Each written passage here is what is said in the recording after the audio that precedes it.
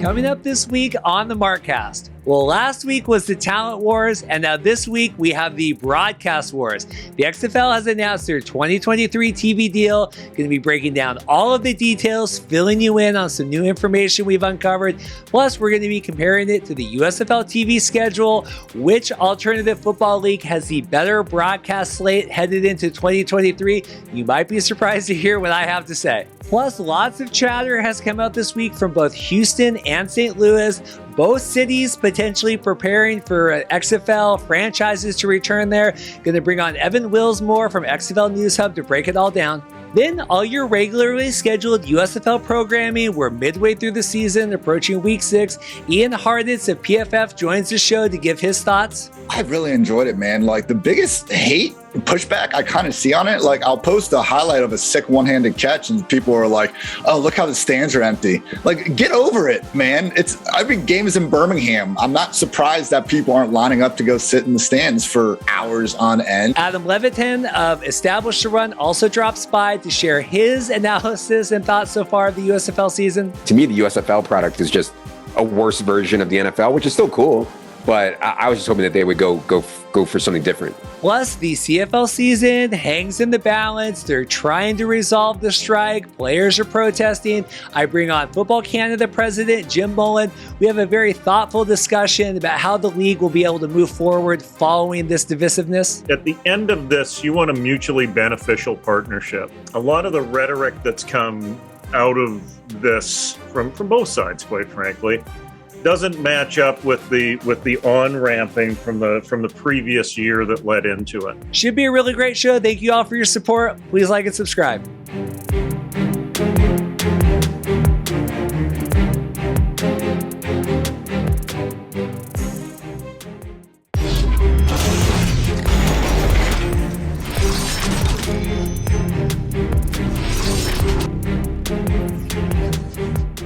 Hey guys, welcome to the Markcast. Reed here. Want to thank you all so much for stopping by today. Coming to you a day early this week. Every once in a while, I got to do my big boy job. I am filming the wedding today as you guys are listening to this.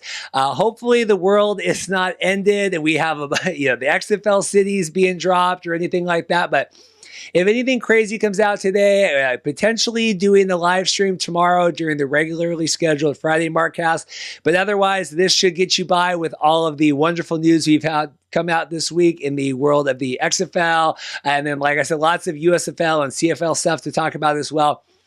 The broadcast deal is kind of the height of attention right now. The XFL's new exclusive TV contract with ESPN and the ABC. Lots of stuff to dive into there, comparing it against the USFL's deal, which networks are stronger, better streaming options, kind of all that stuff. Really excited to get all into that today with Evan Willsmore of XFL News Hub. Evan's kind of pitch hitting today, coming in as we've had all of this crazy XFL stuff come down. Really appreciate that. I think you guys will be surprised to hear my thoughts about the XFL TV contract, the upfront presentations the other day at the Disney upfronts. Kind of weird. I have some thoughts about it. Hopefully you'll stay tuned to hear all that. Plus, Evan and I are going to be breaking down all of the rumored stuff coming out of St. Louis, them preparing for home games for, the Battlehawks returning. Is it a different XFL franchise returning to Houston or to St. Louis? What's going on with all of that? And then plus, obviously, the Houston chatter as well. Sources, they're claiming that they are preparing for an XFL franchise to be playing at TEDCU Stadium. I think that's the initials where the Roughnecks played back in 2020. So lots of XFL stuff today with Evan Willsmore of XFL News Hub. And then really excited to have Ian Hartitz coming on and Adam Levitan. Both kind of do their own things on their own respective sites. Obviously, Ian is with PFF and Adam is with Established to Run. Kind of represent both sides of the coin. Ian's pretty bullish on the USFL. I would say Adam is a little bit more hesitant. Interested to kind of hear both of their perspectives. Again, I think it's great to get outside of, I get stuck in this like USFL Twitter sphere and there's other people analyzing the league for, Adam's betting money on it, wagering, helping people do that. Ian, doing the fantasy and everything. It's really nice to kind of get outside perspectives on the USFL. is the season resonating with them and their audiences? They're both content creators as well. So really excited to have both Ian and Adam on the show today to share their thoughts. Then, we have the CFL stuff right now, really could be resolved at any time. Farhan's reporting there's tentative deals. They're trying to vote, tonight as I'm recording this. Last night as you're listening to this on Wednesday. It's kind of weird to cover. I was hesitant on covering it last week just because it was so up in the air. But I did want to bring on Jim Mullin this week. Jim and I have been talking a lot off air through private messages, kind of about all this. I think Jim has a lot to say. Obviously someone, president of Football Canada, really involved in amateur football up in, Canada and his role kind of overseeing all of that. But we kind of have a retrospective conversation moving forward, right? If the strike's resolved today, tomorrow, next week, how are we going to move on from this? How is the league going to move on from the strike, with the players? How are the players going to kind of, settle and want to continue working with the league? How are the fans going to react to that? That's kind of where we focus today, not necessarily the nuts and bolts of like, okay, what do the players want versus what does the league want, but more, how can we rectify this and move forward, right? How can we approach a 2022 season and kind of give the best that we can in that way? So really appreciate Jim coming on. I think that's it for me. Tons of preface stuff. I'm sure I've rambled enough here. Evan talking XFL. We got the USFL midseason. People wanted me to give grades. We really break down all the teams, star players, both with Ian and Adam. Really appreciate that. Players they could see in the NFL, standout players, best teams, worst teams, predictions for the championship game, all that kind of stuff you would want from kind of a mid-season USFL recap. Really happy with both of those interviews. And then obviously Jim is great as well. If you like any of this content, want to support, you can like and subscribe. There's also now a thanks button under the video. If you're watching this on YouTube, I think you can give me a tip. If you have $1 or whatever, really appreciate it. You're always welcome to buy merchandise, the markcast.com/merch as well. But like and subscribe, share the videos if you see them. Like them on Twitter, like them on Facebook if you see any of that stuff. But just make sure you're subscribed. Close to that 2,000 mark. We have our big giveaway when we get there. So busy week this week, recording early in between all my work stuff. So I really appreciate you all checking it out. Hope you enjoy. Well, I have Evan Willsmore here with XFL News Hub, all the news hubs. Evan, we are always lucky. We always get all the good XFL stuff to talk about. How are you doing? I'm doing great, and I'm really excited that, the XFL has made all these announcements, and I'm expecting a lot more to come. But yeah, overall, just couldn't be happier with the league and just how everything's progressing. Patience good things come to those with patience. I appreciate you coming on today, pitch hitting here, making time in your busy schedule. We're going to be talking about the new TV deal. I know Mark did a little video on it. We've got some new stuff coming out, talking Battlehawks and then Houston. That's new stuff that's come out today before we record. So first and foremost, the XFL announced an exclusive multi-year broadcast agreement with Walt Disney and ESPN. Did you have a chance to watch the upfront video that XFL posted today? No, I have not, because again, I've been so busy. I haven't seen the video, but I did see all the announcements, and I saw the stuff on ESPN and again, Disney, XFL. I looked at all the platforms just to kind of see how they were breaking it down. And I think it's great. We talked before when I was on here last about the USFL and, how big of a deal it was to sort of secure those TV deals. And, I just think it's great that the league is doing that. And it's a great step in the right direction again. Yeah, it's one of those things I think we all expected this. People seemed a little poo-pooey on the announcement because we kind of knew this was coming. I don't know. We're kind of in the spoilerverse. So if you want to be info hungry XFL people, then the news comes out. It's the same thing with the cities, right? We kind of know Seattle now. So when Seattle's announced, do we get excited? It's kind of a weird dichotomy we're in. Yeah. We've got Seattle now, and then we'll get into a bit, St. Louis and Houston, which were just announced, which are, both two big markets. And I think the cities will definitely be the next thing, all of them officially. And then I think team names will come after that. And then, the showcases will happen, and then we'll start looking more at, rosters and the draft. And then, that's a lot, to get to before really all of this. But yeah. So we have this deal. I watched, XFL posted the Disney up front. So, XFL is going to be on ABC, ESPN with FX in there. It's a similar deal. Listener Seth, our friend that's on Twitter, Seth Legends, if I say his last name right, 2G Master, he's saying, Seth talks with some of his TV friends. He thinks the deal is similar to the Fox or the XFL deal back in 2020, where they're basically ESPN, ABC is going to be helping with the production costs, and then they're going to be splitting TV revenue of the XFL. That's kind of new that's come out. We're waiting on official, word from the league, but I would imagine a similar thing, right? Fox is in a different situation where they own USFL. They're able to, sell that, license it kind of to NBC, however you want to look at that. But to me, it feels odd that XFL now is basically the same deal they had in 2020, just minus Fox. It feels a little lacking to me. Obviously, Fox was already tied up with USFL. Yeah, I mean, and again, that's the main reason I think why we're not saying Fox here, because we've talked before about sort of the USFL and XFL might be in a competitive environment, assuming that the USFL lasts until next year. But I think ESPN is equally as good, just because it's more sports focused, and obviously Fox and NBC and all those have their sports divisions. I guess like there's Fox Sports, there's NBC Sports, but ESPN I think is really sort of the mainstream network, and that's where they're really going to make progress in terms of viewership, because they already have, sports fans tied in. So again, I just think it's great. And I'm really excited to see, how the games are presented, and, maybe they'll use some new technology. There'll be new rules probably again. I know you've had Sam on here who created the rules back in 2020. But yeah, no, I'm just, I'm really excited to see how that all goes down. Yeah, I wanted a little more yesterday. I tweeted today, I thought it was a little snoozy. The Rock was trying to do some comedy stuff. It didn't really play in the room. I don't know if that's the right demo, right? You're trying to got these TV execs. Rock was doing his own announcing, came out with Danny. It felt very much like Vince, when Vince did the 2021, where it's like, we're going to have technology, we're going to have fan stuff, we're going to have this. And ultimately, that all came to pass, right? I mean, I think XFL 2020 is looked at as a success from a lot of the innovations they made. But that initial announcement from Vince McMahon, in retrospect, is very lackluster. And this had the same thing. Like, Rock, okay, we're going to have culture. We're going to have new technology.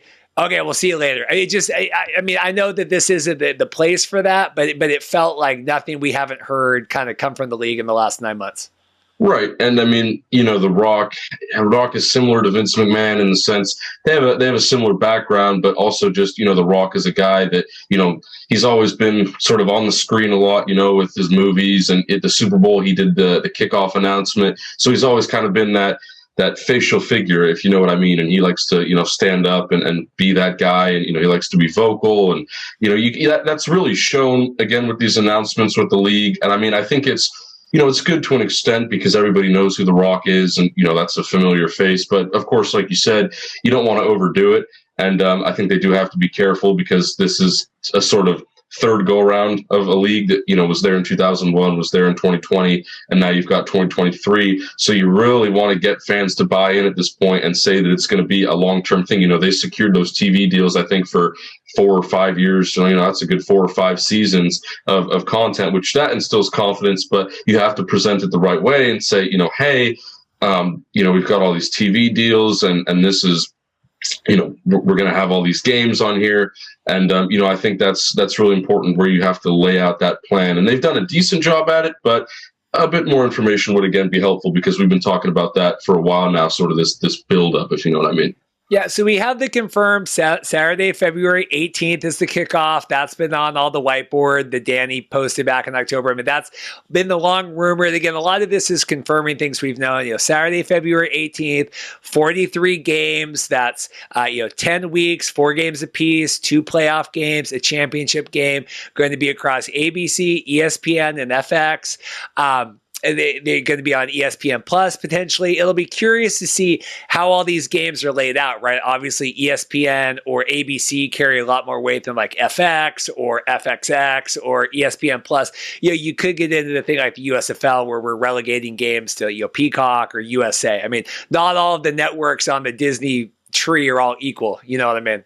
Yeah, no, for sure. And I mean, we talked about it again last time, but the USFL, like they say they have these streaming the deals with NBC and Fox and things like that. But, like the Peacock thing, well, that's not really NBC. Again, that's an exclusive streaming service. So you have to be a bit careful with that because not everybody's going to be able to access it. I really hope that the XFL kind of breaks that trend and says, when we say ESPN and ABC, like we really mean it. It's not some sort of sub platform or, ESPN2 or maybe even ESPN3, something like that. So I really hope that they try their best to, find that audience. And given, the ownership group, again, just talked about The Rock, how he loves to be sort of that facial figure in the media. I really think that that's going to help and that he's going to put, enough money towards that to where we will see this on a larger platform than just, the occasional mainstream game on Fox or on NBC. But then where most of the games I'm talking about the USFL, would be on FS1 or Peacock or something of that nature. Yeah, so if this is true, if they're going through the similar TV deal that the XFL had in 2020, and this is why it's important, far more reliant on ticket sales, concessions, fans in the stands, right? So if we're doing the modified hub, if we're flying the teams into the cities to play, like if ESPN and ABC are only covering production costs and they're not paying the XFL, far more valuable for them to get fans in the seats. That's where they're going to make their money, and that's where they're kind of live or die, because you have to be able to get fans in to pay, because otherwise they're only breaking even with the broadcast. That's the only way they're going to make money on this, is packing, fans, whether it's in St. Louis, Houston, and trying to minimize the cost that way. Because if they're not being paid by ESPN and ABC, that is a disadvantage compared to the USFL. I mean, yeah, putting people in seats is a huge deal, and that's what's really, I think, going to set apart, the XFL from the USFL. Of course, both of them have TV deals, both of them have a few rule changes which we expect to come, and the XFL, they've done some stuff that's a bit, I guess, advanced, with the showcases, and their partnership with the NFL is, again, I think, a super underrated component. They have something with the alumni group as well, but yeah, no, I think. What it really comes down to is, again, it's this whole conversation about the hub format, right? You've got all the teams playing in Birmingham in the USFL right now, but if you look at the fans there, you're lucky to get 100 or 200 people at a game, when the Birmingham team is not playing. And in the XFL, we saw teams, sort of develop a culture because you had, 20,000 or even 30,000 in some cases, fans in the seats in whatever stadium. I was talking to Ty Schwab the other day, who was a linebacker for the Houston Roughnecks. And, we had a bit of a chat just about, how it was a very fun atmosphere to play in Houston because, they really packed the stadium at the University of Houston. And, just to sort of see that, I think that's a huge component, not only of the fan experience in person, but also when you're watching on TV. You want to see if other people are actually there watching and indulging in the game. And I think, in this era, if the crowd noise is actually real, because you see them often pumping crowd noise, through the TV stream, like in the USFL. So I think that'll really be the game changer, because if you play in your city, the bottom line is that you're going to develop a true fan base and a true culture, and more people will want to support, they'll buy your merchandise, and more people will just watch the games in general, whether that be in person, you have season ticket holders, or maybe they'll be watching it, at home on their TV, but that's okay too, because you're still getting those views and streams and whatever. Yeah, I think this is good, right? Obviously, was the expected move. Having Fox tied in with the USFL, I think, is a big disadvantage. The one thing I'm curious about is this NBC thing, because where obviously they're not promoting the USFL right as much as Fox is. Fox broadcasts, I think, are understandably, a little better staffed, right? It seems like they're a little more invested on the Fox side.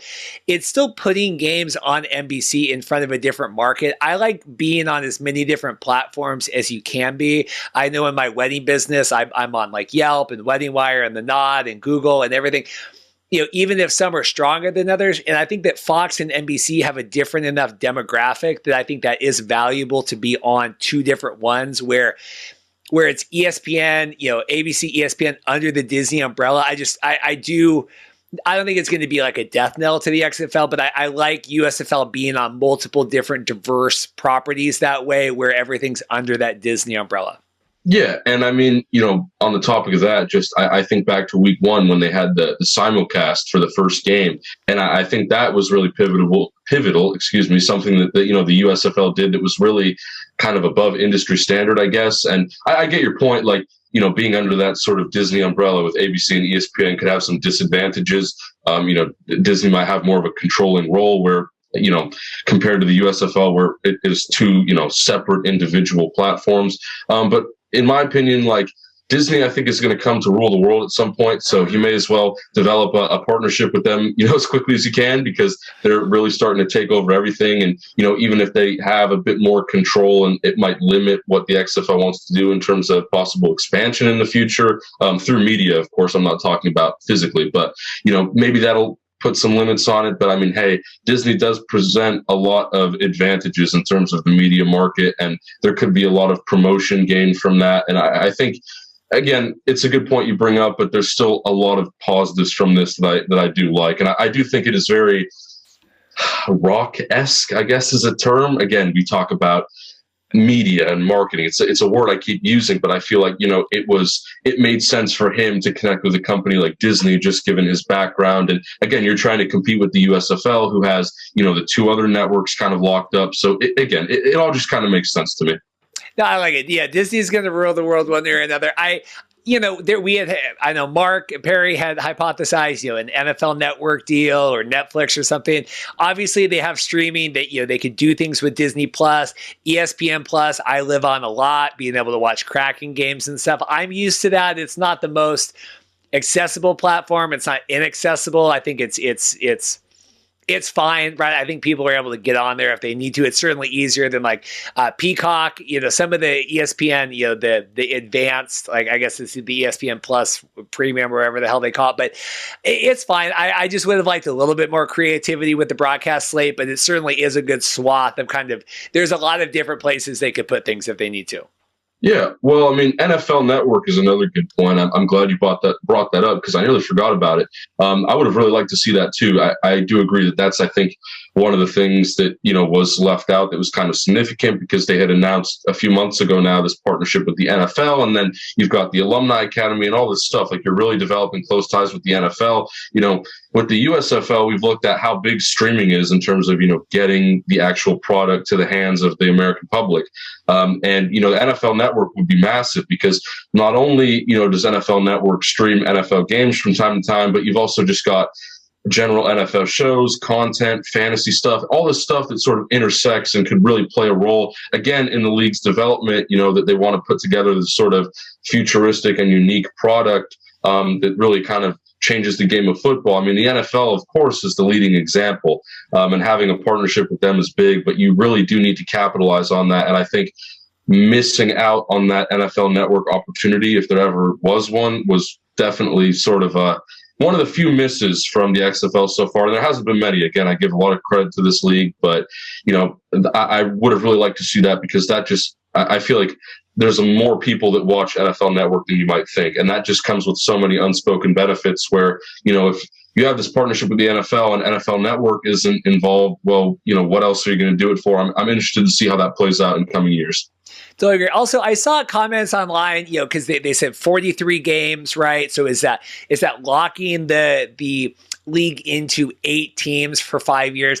I don't think so. I assume even within the 5 year, because it's 2023 to 2027. So do we count 2020? I think it's a 5 year for, like, it looks like it's weird how they did the math on that. But yeah, I'm assuming like year 1, 2, right? They're locked in. Maybe in year 3 with more revenue, the split changes. I have to imagine if they want to add 2 teams, they'll expand those on. I do not think this locks them into 8 teams for 5 years. I would not read into that number that way. Yeah. And I mean, on the topic of expansion really quickly, I think I agree. It doesn't really lock you in, because that, 5 years is a super long time. And I think if the league does, even if the league lasts 2 or 3 years, I think there's an opportunity to move from 8 to 10 teams. And, the CFL is obviously trying to get from 9 to 10 and maybe eventually 12, but that's a different conversation for another time. I think the XFL, there's so many football markets that just aren't served, that if they can get their foot in the door with all this stuff that they're doing and all these unique products, then I really think expansion could be on the horizon sooner than they might expect. Again, with the USFL, it's harder to do that because with the hub format, adding more teams just creates logistical issues. And, again, there's that whole fan base issue that I touched on earlier where you might not have as direct of a connection. So you might need to stick with those original 8 teams for longer. But again, we'll see. There's still a lot of things that the XFL hasn't announced, and there's still a lot of question marks where we can assume, but we don't really know. And I'm excited to see, I keep saying I'm excited to see where this goes, but I really am, intrigued because I've liked, there's very few faults that the XFL has so far. I mean, I will praise the league, constantly just for, the way that they've handled things and the rollout and, the redesign. Very few things that I dislike, but, wherever this goes, I'm definitely going to support it. And this TV deal that we're talking about, whole point of this conversation, I think is really, like, that is, of course, the big step one. Can you get that, and can you develop a strong partnership? And considering they locked it down for 5 years, that's just phenomenal. To round out the conversation here, city that is underserved NFL market, St. Louis. We have a report coming out. Mark's got the article up on NewsHub. Came out today. KSDK's Frank Cusimano is reporting that the Dome at America Center, that's where the Battlehawks played, is open to welcoming the XFL back to town with the league to kick off next spring. The Dome has reserved 5 weekend dates for next spring for possible XFL home games in St. Louis. Not known yet, right? If it's I don't know how they know those dates unless they've been maybe talking with the league, right? Trying to set up kind of the tentative schedule. What do you make of that with them coming out saying, hey, we have reserved these 5 weekend dates for the XFL to come back to St. Louis? Yeah, I mean, one of the first things I can remember seeing, this was months ago before, any of the new XFL redesign stuff came out and before we've had any of these announcements as of late. But, there was talk of St. Louis coming back, as early as a year ago. And, all the St. Louis fans, on Twitter, wherever it's been, they've been very vocal, about a return, more so than a lot of fan bases, I think. Of course, St. Louis really stood out during the initial process in 2020. Just the fan base, and they you could clearly see it on TV. Like those fans were, some of the most dedicated in the XFL. Kind of reminded you of some of those loyal NFL fan bases, like the Steelers and the Packers, and maybe even the Cowboys. Fan bases where the Raiders is another one too. Just where it's really about that culture component. And I've used this word culture about 3 times now, but teams like St. Louis or cities like St. Louis, those football markets, it's really important to bring football back there, where there was a team before and now there isn't, because that's usually where the demand is going to be the strongest. You already have people in that city that supported the team in the past. So putting a team, back in a city like St. Louis would just be massive. And I think that, a lot of people are going to be in support of that because St. Louis, I know, pulled in some great attendance numbers back in 2020. Yeah, it's always been expected. This is good. I think as obviously they figure out these more venue things. That's why I think they're still a little bit of ways from announcing all of this. But this stuff's all going to come out, right? St. Louis, obviously we had the June Jones thing with Jim Haslett up in Seattle, him be the offensive coordinator here. The other news coming out, University of Houston and TDECU Stadium. A source from Mark Berman, which is Fox 26 down in Houston. The University of Houston and the stadium will host games in the XFL when the league begins play in 2023. That's per his source. That was the XFL's headquarters, kind of base of operations for 2020. Obviously, this season, it's going to be in Dallas, Arlington area. They have all that set up. But to keep that presence at the University of Houston, right, play their stadium in Houston, what do you think about that? More smoke coming out from this city as well? Yeah, I mean, Houston's a bit different because, well, A, they already have an NFL team, and B, they've got a USFL team. And even if that USFL team isn't playing there this year, if the league lasts in the next year, you could possibly have 3 football teams professional in Houston and, possibly 2 competing at around the same time. And that would be very interesting to see because again, I think all of Texas is a great football market. Houston and Dallas are two big cities. I'd like to see, if the headquarters in Arlington, I'd like to see what happens in Dallas too. But ultimately, I think, the Houston news is just as about, equal to the St. Louis news, because attendance was great in Houston, and obviously they were the best team in the league. They produced a lot of great talent, and people really liked watching the Roughnecks. So I don't think they're going to come back as the Roughnecks just because there was some trademark issues. That's a difference with St. Louis too, because I do think they could revive the Battlehawks name. I don't know that there's any issues with that.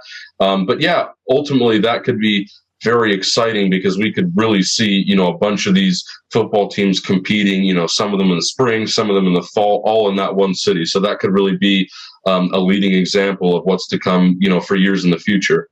It's going to be curious with the USFL there. So just to round this out, obviously the LA team, Mike Mitchell's reported it's moving. New York's moving rights. We're expecting Vegas, San Antonio, and then Tampa Bay moving to Orlando. I think we're safe here at TEDCU Stadium in Houston with the Roughnecks, whatever you want to call it, returning. Choctaw, is it Choctaw? Yeah. In Dallas, home of the Renegades, whatever team that is returning. A Seattle team, I have to imagine it's at Lumen Field. I live here. Memorial Stadium, maybe where they did the showcase, but I have to imagine they're going to be in Lumen. The Dome in St. Louis. So we've got 4 of them there. We need to figure out where Vegas is going to play. San Antonio, do they do the Alamo Dome? That's pretty big. But it'll be curious to see. These are more dominoes falling. Before I let you get out of here, any other thoughts on the Houston or St. Louis stuff, or any of the other city venue things maybe I forgot? Yeah, I mean, I'll just end this with a comment about Vegas, because when I was on here last, we had a discussion about, that would be a pretty big XFL market, at least in my opinion. And, I think in terms of venues there, there's the UNLV Stadium. I think that's a bit, outside of the city. I don't know if it's in Las Vegas or if it's in Henderson. I'll have to double check that. But I think it would be great for the XFL to play at Allegiant right in Las Vegas. And I know that's going to be a bit ambitious, just because it's such a big stadium, and you saw teams like the Guardians play at MetLife, and that seemed to be a bit much. But I think with the Allegiant Stadium, just because it's so close to all the hotels and stuff in Vegas, it's kind of right in the middle of all the action. I really think that would put the Vegas team above possible other teams in the league, just because they're getting so much tourism in that city already. People might just come not as fans, but just because they want something to do that day. And I'll be very interested to see how the Vegas team progresses. That is one team that I really have my eye on, because A, it's going to be new, and B, depending on where the venue is, that could really change a lot of things. So excited for that. Yeah, Sam Boyd Stadium, right? It looks like it's a little north of Henderson. I think you're right. Outside of the city, Allegiant's is so big. Mm-hmm. I don't know if they can do Allegiant. There's that one stadium that's across from the strip. When we always go in, I was trying to find it on the map here, but anyway, that'll be a discussion when we get the Vegas stuff. Good news on Houston, good news on St. Louis. If you're fans there, Seattle, you can rest assured. Feel sorry for the Guardians and the Wildcats in LA and New York. Evan, busy day. I kept you a little over it. Thank you so much for spending your time today breaking this down. Yep. Thanks, Reed. Always happy to do that. Well, I am very excited today. The prolific tweeter, writer, podcaster, YouTuber, whatever. We have Ian Hartitz here with PFF. How are you doing, sir?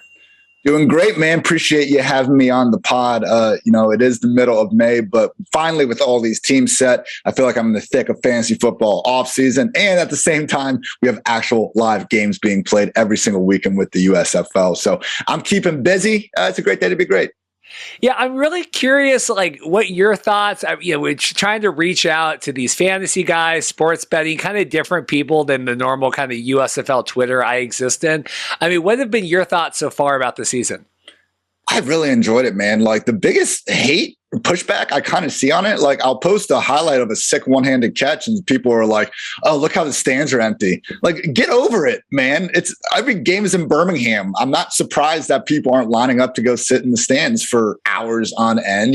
Kudos to the USFL for seemingly making it pretty affordable. And it seems like when the Birmingham Stallions are playing, they get a little bit better turnouts. But anyone that's watched it, like we have had the pleasure of doing, It's actually been okay enough quarterback play, shockingly good. I would actually say, like, yes, it's relative. It's not the NFL. It's not college football. Guess what's not on right now? The NFL and college football. Like no one that I've ever talked to that appreciates the USFL has been kidding themselves like this is going to compete with the NFL. It's a completely different sport because it goes on at a different time of the year. So I've really enjoyed that. I think some of the production quality has been great. The broadcast teams being able to just actually watch the games on cable, pretty easily has been nice. Helmet cams have been incredible. Some of the mic'd up moments with the players talking shit. I've had a great time with it, man. And, again, if people want to go out there and just complain about it not being the NFL or college football, I would just say, like, give it a chance because I really, this was the last stat I was looking for. 20 games been played so far. 15 of them have been one-score games. So to have that sort of parity in year one, love it, man. You think the quality of play is good enough that if you're not the hardcore football fan, if you tune it on, do you think by week 5 now it's at the point where we're like, okay, this is competitive enough? What is the hardcore football fan? Because I see all these hardcore football fans on Twitter just complaining about like a freaking Tua throw to Tyreek Hill or stuff, or, talking about a schedule release or whatever freaking nonsense the NFL mainstream media pushes across on a day-to-day basis. What was it yesterday? Dalvin Cook's getting snaps as a wide receiver. Like, we jump through these same dumb hoops every single offseason. And when we actually get a chance to have live football played, people have the audacity to stick their nose up at it and say it's not good enough football for them. Man, miss me with that. I'll take high school. I will take USFL. If I see a couple of kids playing flag football across the street, I'll probably give it a long look before going on with the rest of my day. So you said the quarterback play is good. I know you're an XFL guy too, lived through all that. Like grading the two, I think the USFL is probably a stronger quarterback class overall than the XFL was. I think PJ Walker was better than the best than probably Kyle Sloter has been. The peak of Kyle Sloter in the USFL has been solid. I would say the USFL is deeper overall with some of the quarterbacks, but probably PJ Walker, like some of the things he was doing, I never really thought that he was going to translate to the NFL. Just, wasn't the hottest take in the world. My God, we're talking about spring league again. So I'm not hating on the guy, but like his play style was just very entertaining. Like almost a lot of his big plays were coming when he was holding the ball for 3+ seconds, and he was athletic enough to get away with it. So just like the highlight film of PJ Walker was better than anything we've seen Sloter these guys do. But yeah, man, everyone's kind of had their moments. Jamar Smith with Birmingham, really just hoping that him and DeAndre Johnson are finally the set guys for their teams. We saw DeAndre with New Jersey finally get to play the whole game. He's been splitting with Luis Perez, who, to be fair, he's had a couple okay moments too. That's the thing with all these guys. We're talking about quarterbacks that most of them aren't even like 25 years old. They haven't had a chance to start games for years because they had to go from college to the bottom of NFL depth charts. So, when I saw Luis Perez play in the AAF, I was like, my God, this guy is the slowest processing ever. He is terrible. But then all of a sudden I'm watching him in different portions of USFL and it's like, yeah, he's gotten better. It's allowed for that to happen. Only disappointing things, I would say, having the injury to Brian Scott in Philadelphia, like by far the most pass happy team. Case Cookus has come in and done some good things. He makes a couple great throws downfield every game, but I was really liking what we were seeing out of the Stars early on. Now they're just looking like probably the worst defense in the league, paired with a bit more inconsistent offense. And I want to see a little bit more out of Jordan Tiamu and the Tampa Bay Bandits. Last week, probably his best game of the season. He's been flashing a little bit more, but man, just, for a team that was really favored and people were expecting a lot out of that offense with him and Todd Haley early on, haven't exactly, been killing it so far. New Orleans Breakers and of course our undefeated Birmingham Stallions deserve most of that credit, and the Generals, running the hell out of the ball too.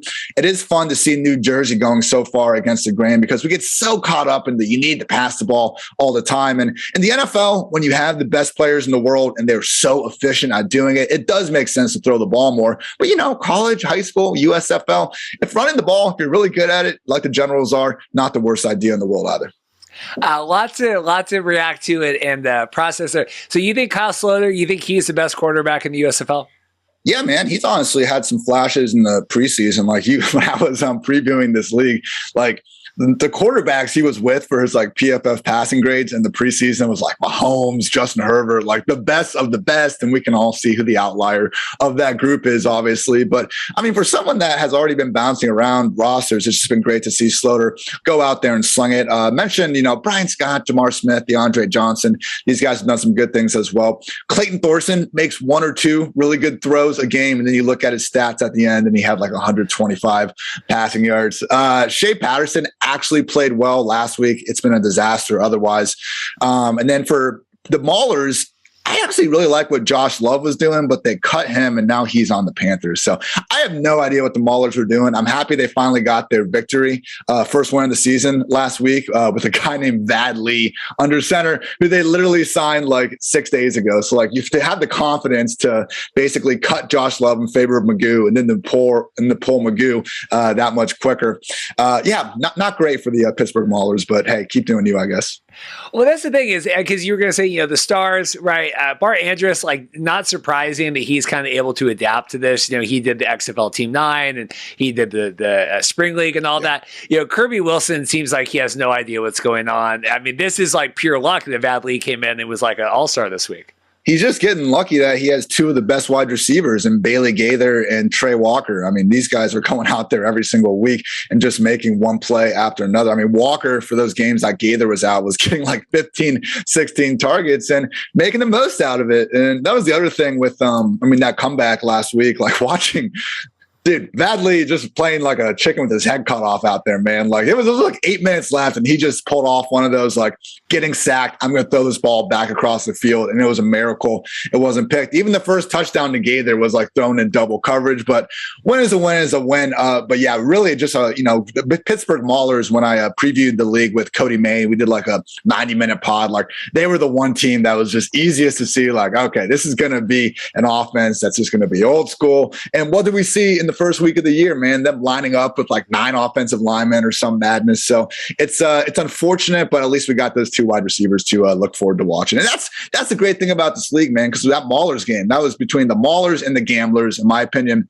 You can talk about the Michigan Panthers, but the Panthers are 1-4 with a plus 7 point differential. So they're bad, but like, in my opinion, the Maulers and Gamblers are the 2 worst teams in the USFL. And for them to have a game that went down to the final play, like, I'll take it. If that's your 2 worst teams and that's the product we get, sign me up.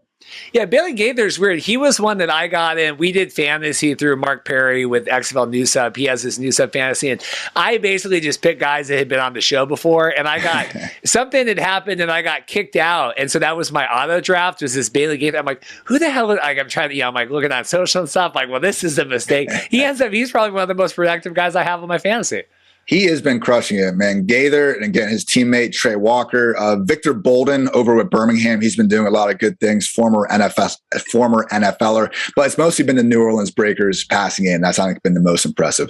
Best player in the USFL, Jonathan Adams Jr., wide receiver for the Breakers. I mean, some of the catches he's put on film, I really think that we're just going to see him continue to ball the hell out over these next 5 weeks. It's one of the most pass-happy offenses. Slaughter's the best quarterback, and looking at their, route participation and stuff every week, Adams is, far and above the rest, who are also good. Sean Poindexter, Johnny Dixon, former Ohio State guy. He's been, I think he might lead the league in receiving errors. He's been putting up big numbers. Even got Tywan Taylor, former Tennessee Titan wide receiver, out there making plays as well. So I still think, even though they're 3-2, like the best version of the New Orleans Breakers, I still think is the best team in the USFL. Birmingham is really, they live on that pass rush. Offense has been a little bit up and down. New Jersey has their thing, but I want to see what happens to New Jersey when they actually have to play from behind one of these games. So, hey, it's good. If you can keep the lead the whole game, more power to you. But I just wonder with DeAndre Johnson how well this run-first style and, a little bit more gimmicky offense, you look at the play action, stuff like that,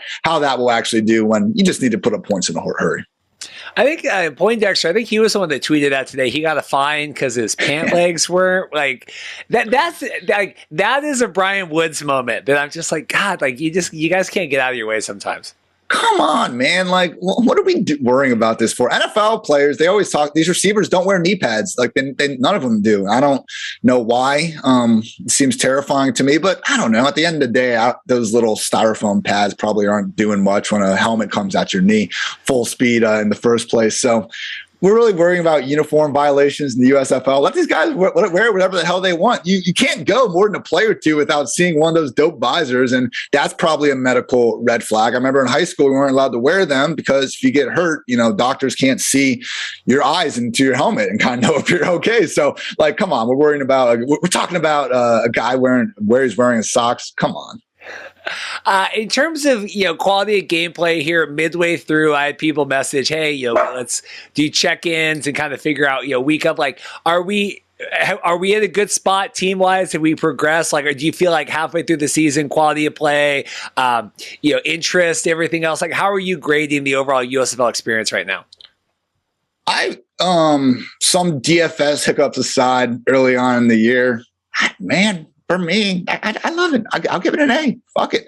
Like, I don't know. I'm not judging it by the viewership numbers from what I see are good, but I've never cared all that much about it, man. It's just weird. Again, the people that are like seemingly trying to side like with the NFL over these like just players trying to play like football. It's very strange to me, but I've seen it in other spots. I'm a really big MMA fan. I love the UFC. That's easily the premier organization in the world, but you'll see like on Twitter, which, toxic place, whatever, but you'll see like UFC, fans like hating on Bellator, One Championship, and these other organizations. And yeah, like they're not as good, but it's okay for other people to make money doing this sport. Like, we don't need to be sticking up for like just the league or the brand or the billionaires, whatever you want to do it. So, I think all 8 of these teams, as we've seen, all of them at least have one win, and even the bad ones, Michigan, Pittsburgh, Houston, probably Philadelphia. I think those are your bottom 4 teams. Like, even they bring something to the table every week, and the trick plays are out and about. That's been fun,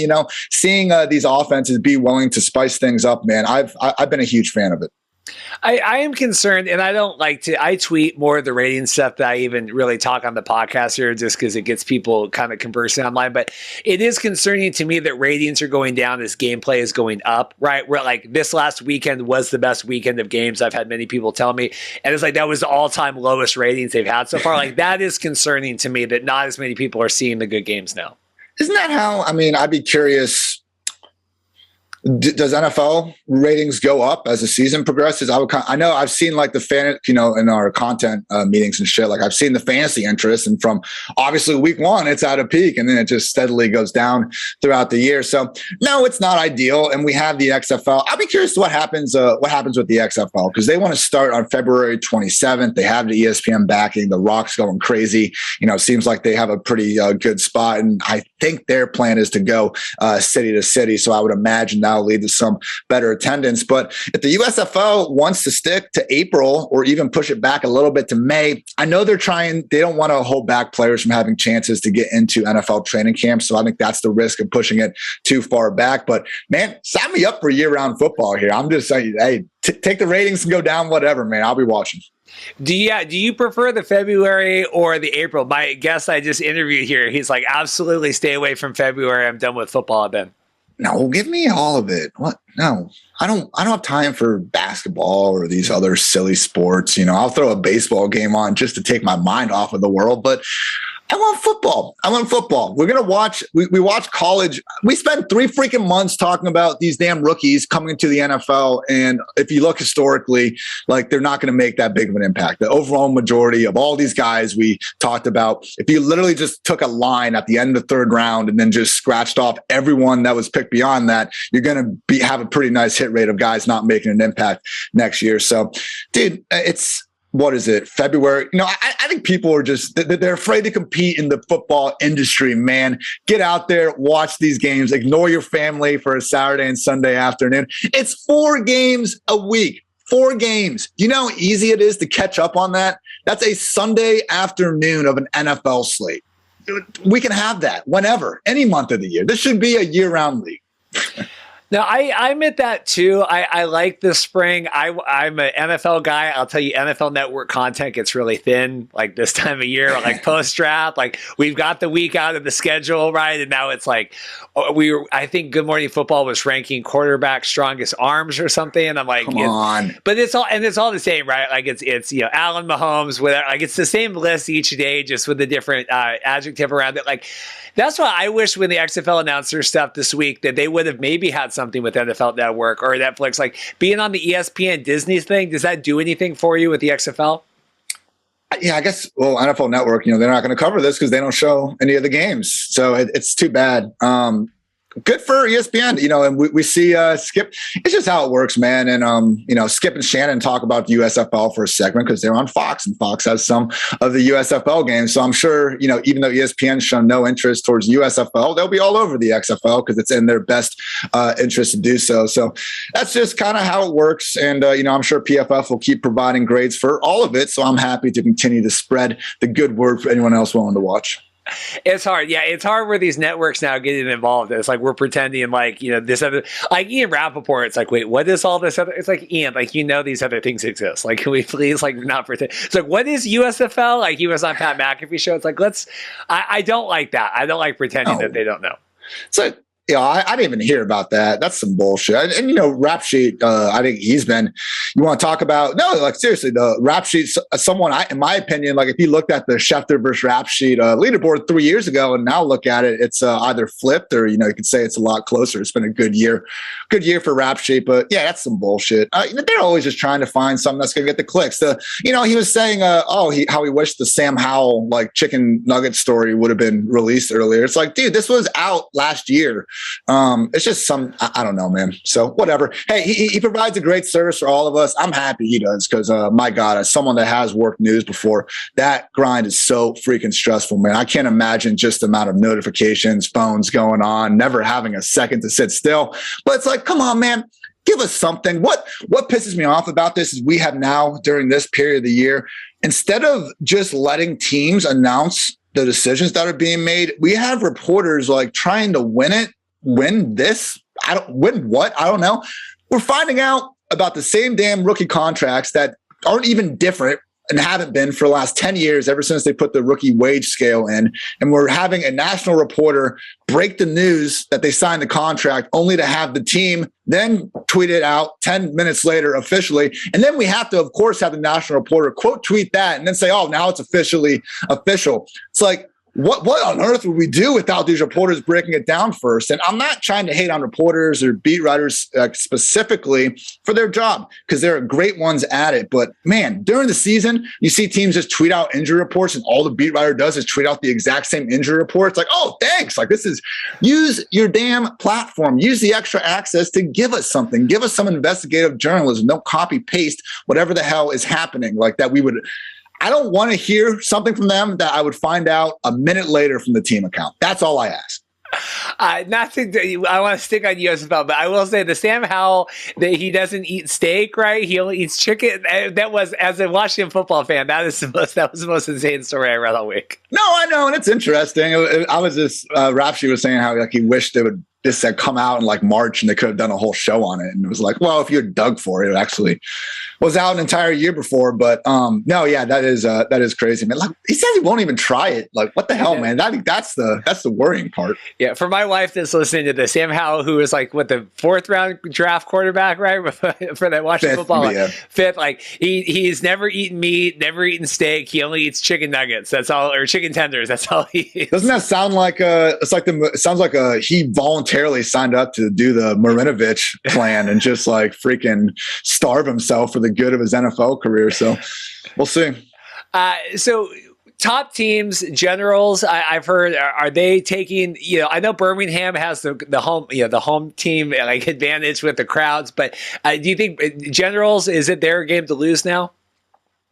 I think there's a big 3. I think Birmingham, New Orleans, and New Jersey are the top 3 teams. And then I think there's a tier break, and then it's Tampa Bay. You could argue Philadelphia is in there when Brian Scott is doing his thing. Yeah, and it's right now. I think Cookus will be okay. So I'd put Philly narrowly there behind Tampa Bay. And then probably, again, the bottom 3 teams are going to be Pittsburgh, Michigan, and Houston out of that. So with New Jersey, the fact that they seemingly have made the full switch to DeAndre Johnson, who, despite his flaws as a passer, like he's not the most beautiful passer ever. Like But the thing is, people hold that against like guys like Lamar Jackson and stuff. And they're like, oh, look, it's a broken coverage. They just bit on the play action. And well, those are things that happen when you're as good of a rusher as these guys. So, DeAndre Johnson, like they really do lean into his play style. And if they're going to continue to do that over the course of a whole game, they're a tough offense to defend. They're not this unimaginative run first offense. They have Kevontae Turpin, who's like a slot receiver, but he gets a handful of carries per game. They have, basically like their thunder and lightning mix up going on there with Darius Victor, just being, I've been comparing him to Doug Martin. He's like the USFL's muscle hamster out here. That dude's a bowling ball. And then we got Trey Williams doing really good things, catching the ball, kind of being the more of the lightning back there. So just a lot of different looks they can give you on offense.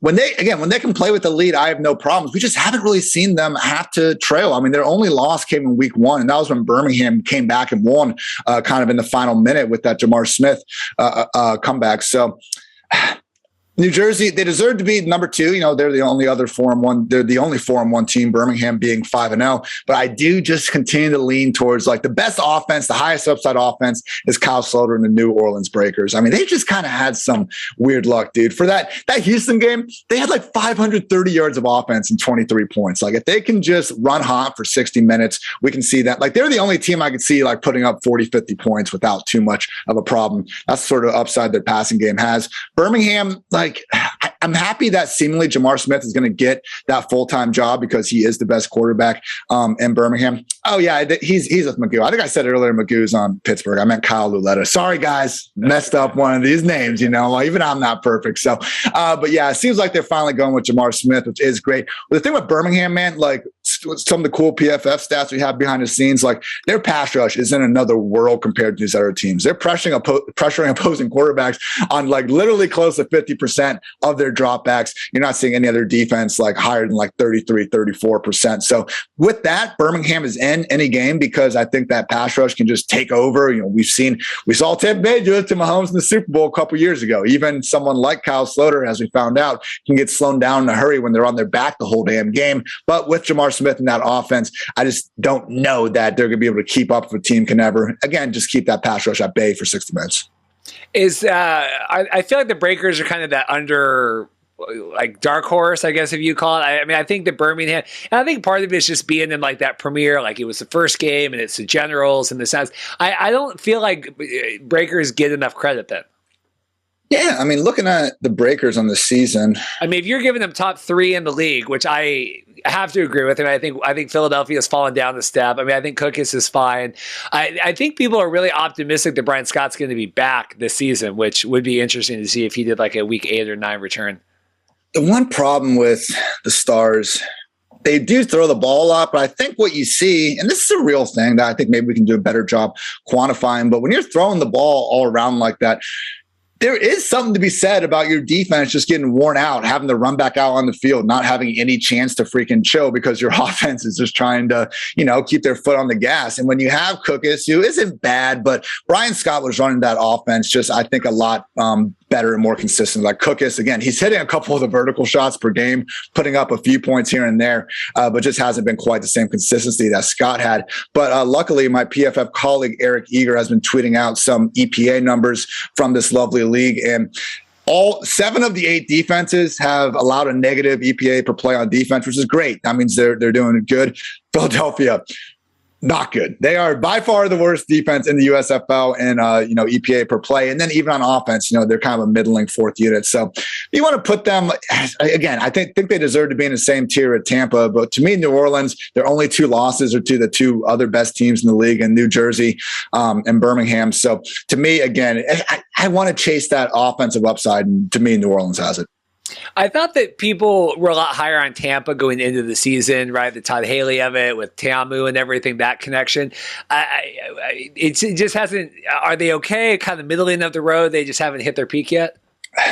They got embarrassed by New Orleans back in week 2, and like that was their low point. They even like subbed out Tiamu for someone named Brady White, who I'd like never heard of up until that game when he was in there. Since then, though, they've been back to only Tiamu out there on the field, and they've gone 2-1. The games have been a little too close for comfort. Last second win over Houston is not very good. 27-20 against the Panthers last week. That's a game you would have liked to see them maybe stretch a little bit more. Then they couldn't pull off the W against Birmingham, which is understandable, but we have started to see stretches of Tiamu looking like the real deal. And that's what they're going to need to be overly competitive, because the scheme doesn't seem like anything overly imaginative. But hey, they're letting them do flea flickers on the second drive of the game. He's making big plays happen out of it. So that was the concern kind of coming from the XFL, because again, as someone that watched all those games and grinded probably way more than I even needed to, but with the St. Louis Battlehawks when Tiamu was on there, just overwhelming amount of play action, RPOs, low average target depth, and it worked. It was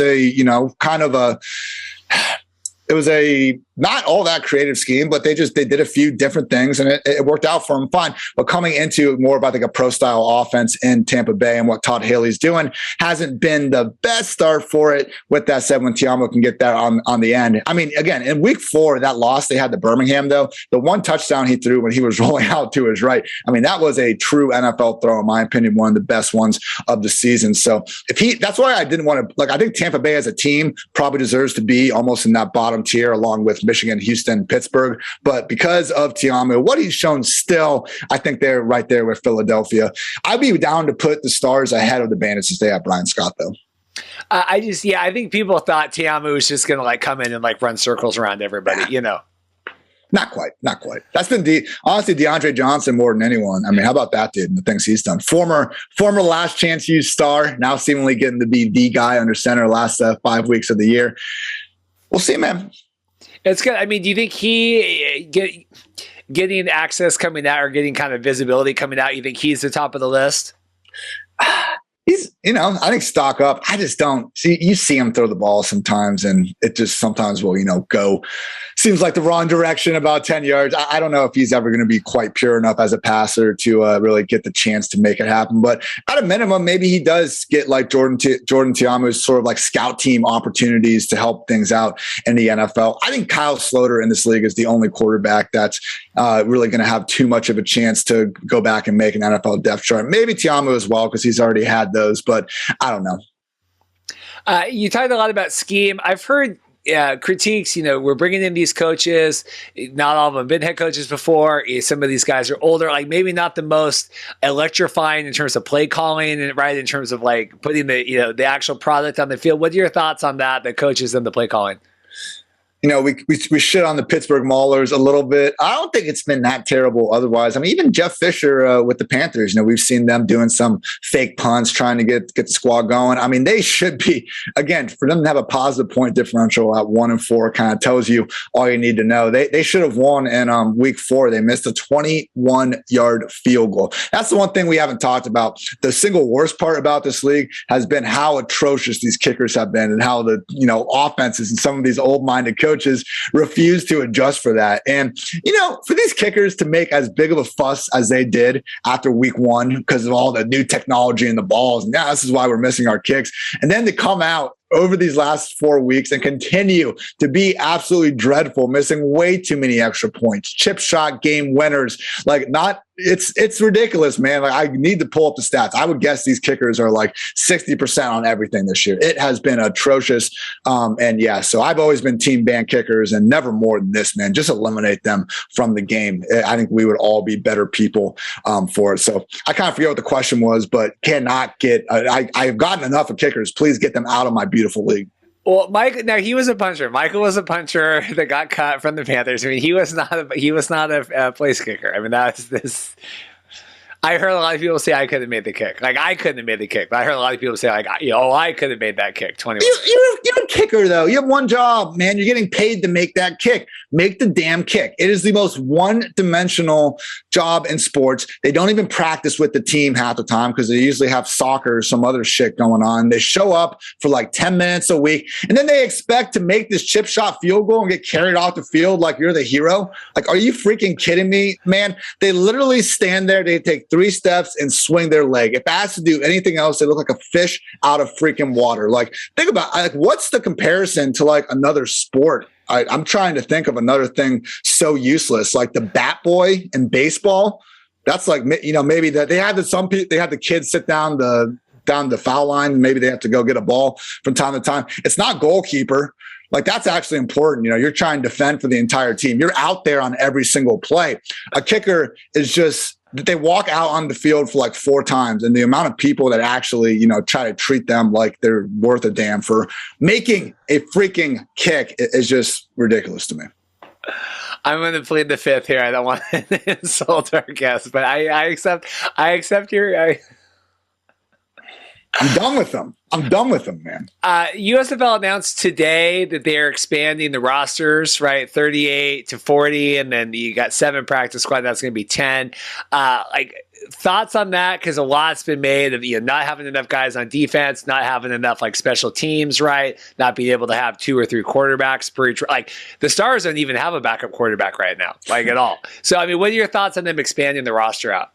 Yeah, probably something they should have done earlier, but credit to them for getting it done now. I mean, that was what was so great about that Team 9 in the XFL, just kind of keeping those quarterbacks and the free agents engaged and, you know, just accepting that, hey, we're going to need these guys at some point. You know, you can't just go through the year expecting there to be no injuries or anything like that. And as we've seen, man, the easiest way to produce a bad football game is to have bad QB play. So, yeah, man, I'm all for it. Again, kind of wish they would have done that a little bit earlier, but it is what it is. I just hope that we can get these maybe something resembling a little more information on it. I mean, that's the one annoying part. I mean, obviously the infamous Reggie Corbin game where he was supposed to be inactive and he's gone off, and that's happened a handful of times. So, you know, like, the biggest fans of this league are a lot of DFS diehards and people trying to make money on it, and to just like, you can't even get out to those people. So the team accounts usually do a good job. You know, they send it out like 2 a.m., whatever, but they let you know who's coming on in, who's coming out, who's questionable, and then before the game, who's out there. But, you know, God, would it kill you, the USFL? You can't even get USFL.com. Someone else has that. I've accidentally gone to that website plenty of times, but give me an injury tab. Like, give me something here. Like, that was one of the cool things about the XFL too, was they had, I remember them having like pretty much the beat writers for every single team. Like, the fact that we had to go into this season knowing nothing about basically these depth charts and stuff, it just didn't do us any favors. Like, please just give us this information. I'm happy to talk about it. Can't do much if you're going to be saying that, you know, guys that are active or inactive and things of that nature, though. It's a stubbornness that baffles me to no end. Like, it'd be one thing if, you know, they were getting 2 million every week and they're freaking YouTube, like, they give RJ Young he gets all the, like, right. If he was getting all these views, like, I would be like, yeah, I mean, who the hell are we and what am I to critique all this? But we're not, you know what I mean? At some point, I want the deep dive into the 2 a.m. roster release, whatever. Because I don't, like, are they up at 2 a.m.? Are they trying to like bury it? Is that like, because like Fan Control Football like kicked out the Greg Miller and all them, and they like announced it like at midnight because they're like, well, we don't want anyone to see. Like, it was like when they would do their 5 a.m. they would do their news releases at 5 a.m. Pacific, and I'm emailing their media people. I'm like, what? Like, who? Not even if you're on the East Coast are you ready to do this shit at 8 in the morning. I'm getting up at 5 a.m. to do USFL press releases to tweet them out. Dude, it's terrible. Like, I would love to. Normally, I tried to start doing my, you know, research and my article previewing the upcoming week on Wednesdays. It just seems appropriate. I'd like to get it out there, give people a couple of days to digest it. And now it's like, all right, wake up Thursday, and start like going crazy on it in the morning. And hopefully, you know, in the next usually only 36 hours or so, people have a chance to consume it because we usually have those Friday night games. So I kind of wish they'd get rid of the Friday game as well, especially that one at 10 p.m. Like, come on, guys. I can't, you know, I got the fiance. She's taking the last name Hartitz. It's tough to really convince her to let me sit around Friday, Saturday, and Sunday watching USFL. So I really like when they go 2 games Saturday, 2 games Sunday. And yeah, man, spare me the freaking 3 a.m. release. You're not practicing at 2 a.m. You clearly had to decide what was going on at some point in the afternoon. Why they can't just send that out at that point remains incredible to me.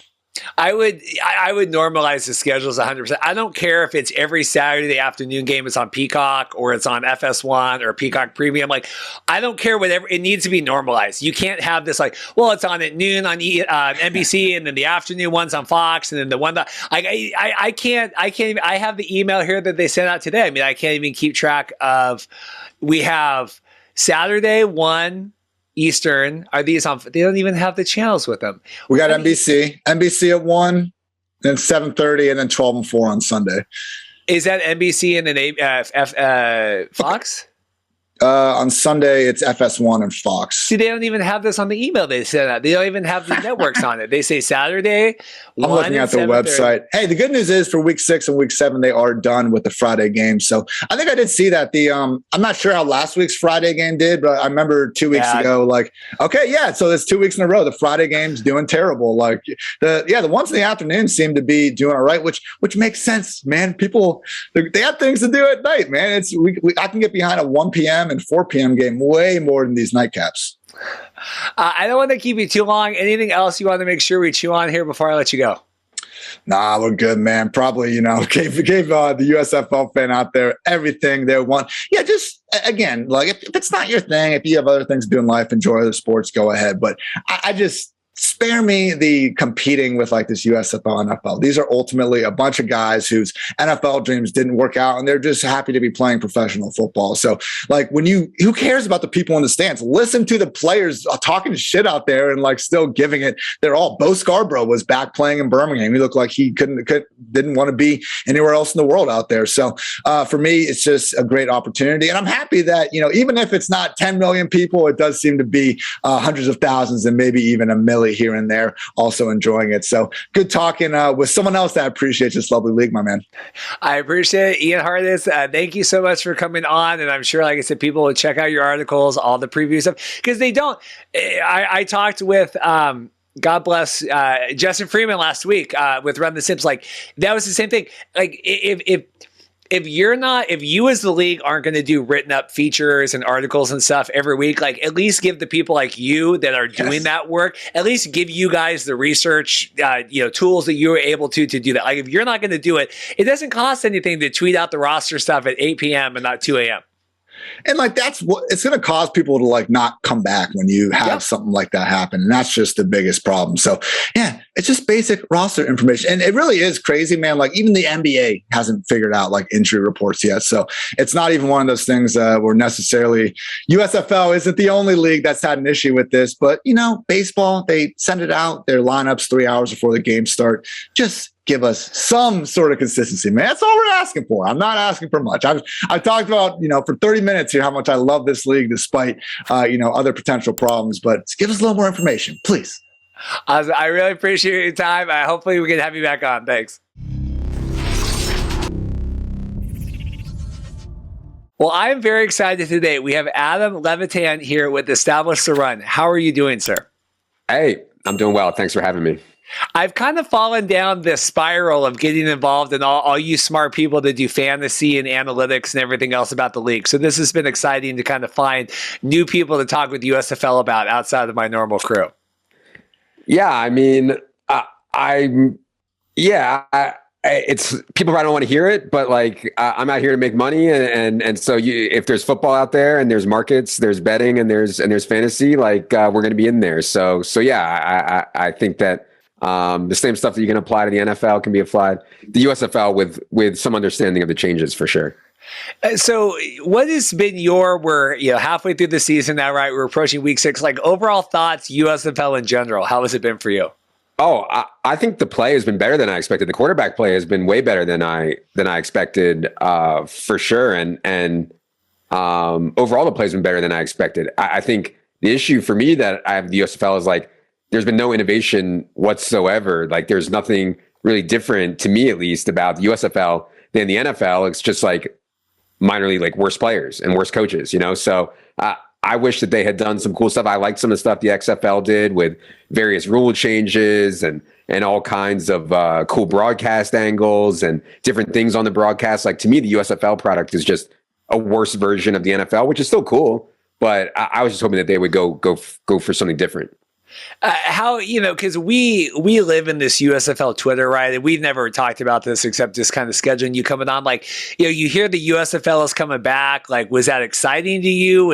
Or did you just look at it like, oh, it's more football to bet on in the spring? Yeah, exactly. I think, I like spring football because the market isn't solved. In other words, like, in the NFL, like edges are going to keep getting smaller and smaller. It's covered so well. Every injury, every coaching tendency, people who are trying are a lot of times going to get to the same place with their NFL projections and stuff like that. With these spring leagues, I mean, nobody even knows who these players are. So if you put in the work to understand the coaching tendencies, to understand how they're going to play, what their run pass ratio is going to be, who's going to have the biggest target share, what was fluky the week before, like, that stuff isn't out there as much. And so it's just a way bigger opportunity to make money. So I guess before we get too deep, what is Establish the Run? What do you guys do? Yeah, so we cover fantasy football, basketball, and golf from mainly a DFS perspective, but also especially for football, season-long perspective. And I think that we have a good mix of guys who are very, very data-driven and would like never ever watch a football game in their entire life. Everything is all projections and predictions are built through models. And then we have a mix of guys who like to watch the games and understand some of the soft skills stuff, understand what's going on with rotations and reading newspapers and understand what beat writers think. And so, we try to put all that together. And I think we come up with the best projections and rotation projections that are out there for sure. Where do you kind of fall on that between data and football loving? Yeah, God, I mean, I think that there's different things. When I watch a game, I'm not like, oh my God, like this guy just caught a 90-yard touchdown. I can't wait to get all my money on him next week. I think your eyes can deceive you a lot there. I think you can pick up things when you watch games, like, for example, in NBA, seeing, one guy plays 30 minutes, another guy plays 30 minutes. It's not the same. One guy might close the game and another guy might only play in blowout time or something like that. And like understanding that kind of stuff, I think makes a big difference. I try to mix it. I don't think that I'm like a talent scout or anything like that. I think 99.9% of people get into big time trouble if they try to say, I found this guy, he's the outlier, he's going to be a superstar. Like that's hard to beat the market on. Like the market is already pricing all that stuff in, I think. The big thing about the USFL when they announced this and working with Fox, and they said, well, hey, it's not going to be attendance based, right? It's going to be TV broadcast. And then we're really going to lean into like sports betting, right? We have Fox Bet, all that. I stumbled upon you originally because of Jeff Edelstein, who's a friend of the show. He covers sports betting, and you and some other people had voiced some frustrations, right, against the league and transparency with rosters and transactions, all that stuff. I mean, is the league doing a good job kind of catering to you guys and what you're trying to do? So the issue was, I forget who it was. I think it was week 2, maybe. Somebody was on the inactive list per the team's official Twitter, and then he played in the game and like led the team in carries. I forget who it was. And that stuff's frustrating. If they just say nothing, I'm fine with that. If you want to just make it, hey, you guys are on your own to find out information. And then, I used to play WNBA pretty seriously. I would go to girls' Instagram pages and see if they're like in a cast or something, because there's no information out there. There's no beat writers, just like for USFL. There's no beat writers. So if they just wanted to say, hey, throw it to the wolves, you guys got to figure this all out for yourself, I don't think that's the best move they could make, but I would have been okay with that. Having wrong information out there is just completely unacceptable. Like to say a guy's inactive and then have him play. We don't know who's starting quarterback for New Jersey or Birmingham a lot. We didn't know if Magoo or Jamar was going to be the starter last week. Like, I feel like you can help your product a ton by just telling people who's playing clearly. Like, I don't think that the leagues and NBA the same way. Like, I don't think they understand like what percent of their people are watching because they're playing fantasy or they're betting on the game. And if you want to help them feel good about their bets or their fantasy, you need to know who's playing and who's not. Like, just who's starting. Just tell me who's starting the game. It should not be that hard. Is this guy active or is he not? Like, that should not be that hard. But so it was frustrating over the last couple of weeks. I think after everybody kind of threw a stink about it, they've been better, and the reports have been accurate that the teams have tweeted out. You said, quality of play, decent, right? Were you expecting better? Were you expecting worse? I was expecting worse. I thought the quarterback play in the XFL was worse than it's been in the USFL. I thought, and that's with Brian Scott getting hurt. I thought, Brian Scott didn't play great before he went down, but I thought he was unlucky a bit and would have been fine. And, I think the quarterback play has been way better than expected. I mean, I knew Sloter would be good, but some of these other guys, like Jamar, Magoo, DeAndre Johnson, these guys have been better than I think I thought they'd be. And yeah, Tamu's been fine. And, it's been better. It's been better. And so much of football comes out to quarterback play. So for them to find, 5 reasonable quarterbacks for the league, that makes a huge difference. Do you watch the United by Football at all, or are you just watching the USFL? What was the one? Their pre-show, the docu-series, the United by Football. Oh, no, I haven't seen it. I know what you're talking about, but I haven't seen it. Brian Scott was like a star on there. He was like, I said, if this was Survivor, he would have been voted out first, because he was like running around, like pissing off the wide receivers and then calling like a team meeting. Brian's been on the show. I mean, Brian's a funny guy, but I was like, I thought he was a bigger star, but he was playing really well. It was sad. I mean, Case has looked really good though, right? For the Stars. Yeah. I mean, it really seems like, I know they lost to the Generals right last week, but it really didn't seem like they've lost too much of a step. Yeah, no, and some guys on our team, we have like a 4-man USFL team. They think that Kukas is just as good, if not better, than Brian Scott. I kind of disagree, but yeah, Kukas has been fine. I've been so disappointed with the Stars, though. I mean, I've lost so much on the Stars. This team has been the death of me. So yeah, I'm frustrated with Kukas, but they just keep turning the ball over. They had the penalty. I don't know if you guys watched the Stars game. They had the penalty last week. I mean, they could have gotten the ball back. They get roughing the kicker on a punt to try to tie the. I was just so frustrated by the Stars. But yeah, I think Scott's better, but Kukas has been fine. I think that people, and we've had conversations this week online, I think people look at the XFL quarterback play a little bit rosier than maybe it was. We had Eric Galco on last week. He was the director of player personnel for the XFL. And you're talking about all the stars that they had. It's like Cardell really wasn't a star. Teamu was good. You had PJ. I mean, I do think overall USFL is equal to or better quarterback play. I mean, I didn't even think Tamu was that good in the XFL. I thought Tamu was just okay. I thought he's played a little bit better here for the Bandits than he did in the XFL. And yeah, PJ was obviously absolutely sensational. Cardell was not good. So yeah, I mean, I don't know. I think that the quarterback play is deeper now. Obviously, what's going on with Michigan and Pittsburgh and Houston to some degree in the USFL has been bad at the quarterback position, but it's not so egregious. Vad Lee coming in had a good game for the Maulers, right? Brought them to their first win. Did you track Vad at all before he came into the USFL? Yeah, no, I didn't know much about him, but anytime a quarterback can run the football like he can, I mean, your floor and ceiling is raised from a statistical perspective. And so, yeah, I'm excited to see what he can do. Clearly, Pittsburgh wasn't going to be able to throw the ball. They didn't want to throw the ball at all. And then they weren't going to be able to throw the ball too well with Lauletta or Josh Love or whatever. So I like going to Vlad Lee and getting the Russian guy in there. We've had conversations. I think it proves that for these spring leagues, you have to have a mobile quarterback, right? The line just isn't strong. And if you got to have someone that can kind of run around.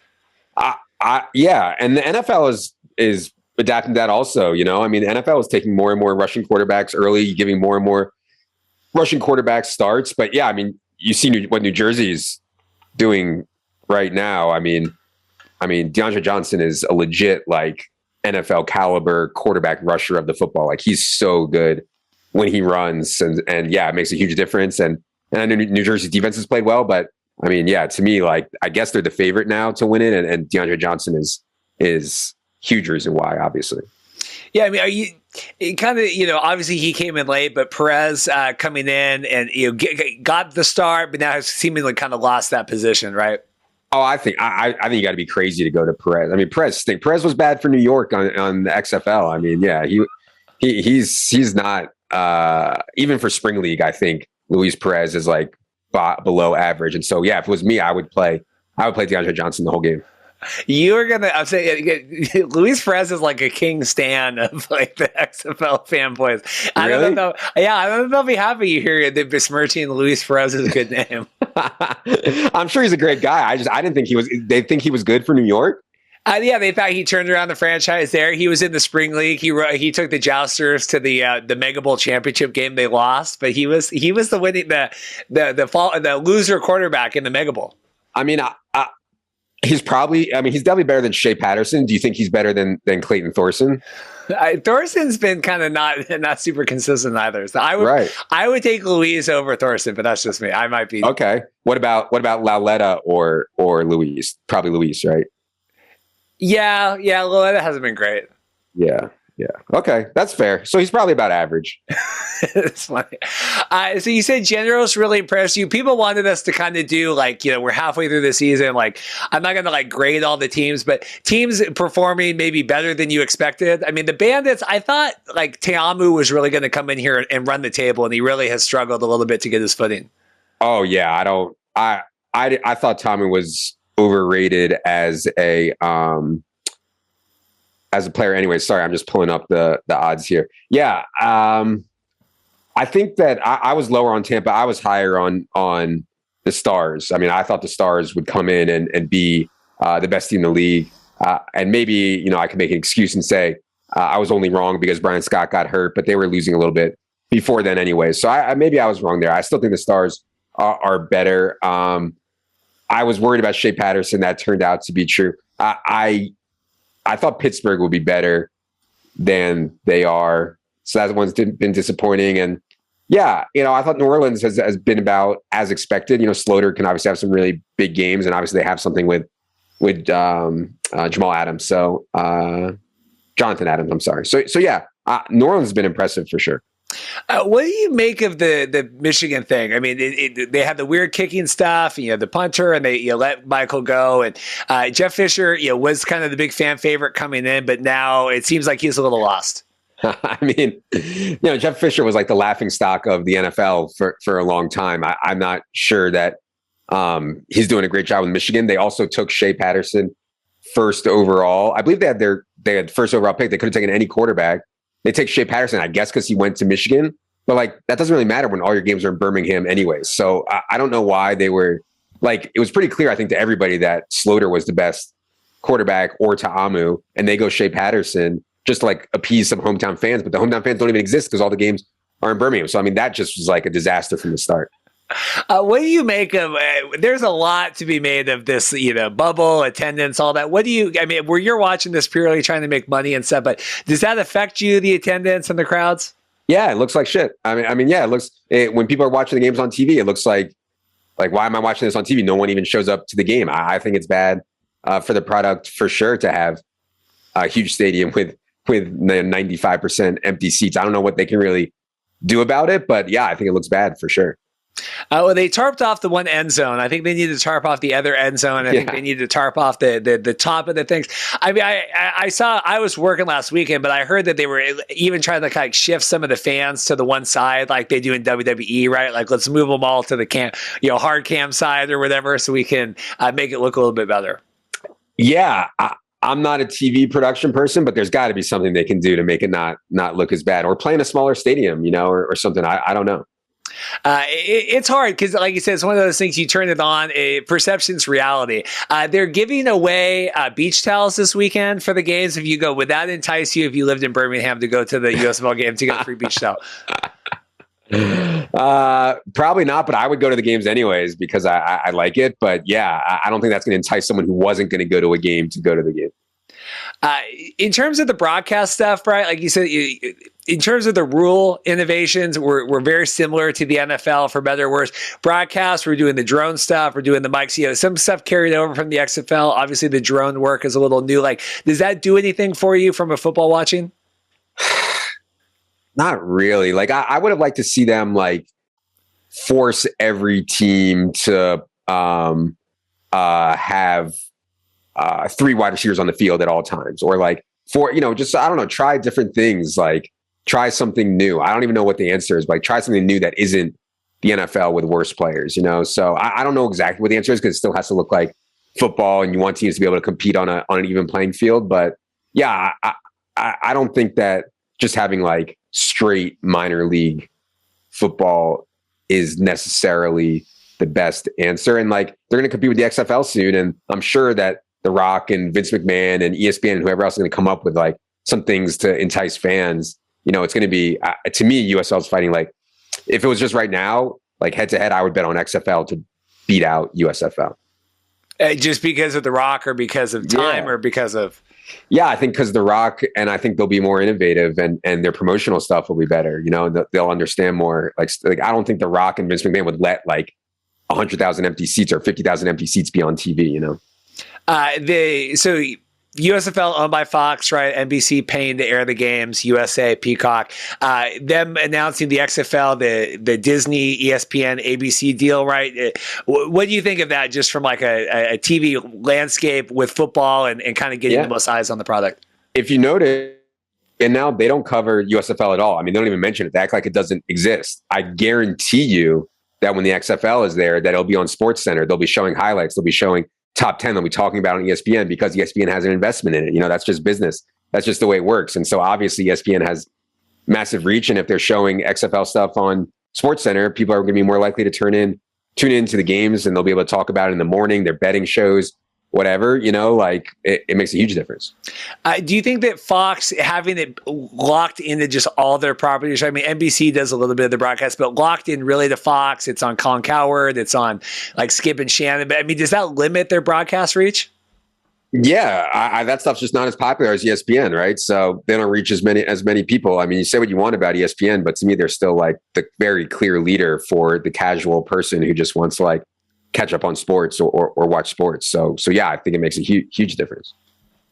Looking forward here at the games, like you said, do you think the Generals are favored? Like, are you tracking that in terms of like favorites to win the, what is it called? I don't even know if we have a name for the championship yet, but like the championship game.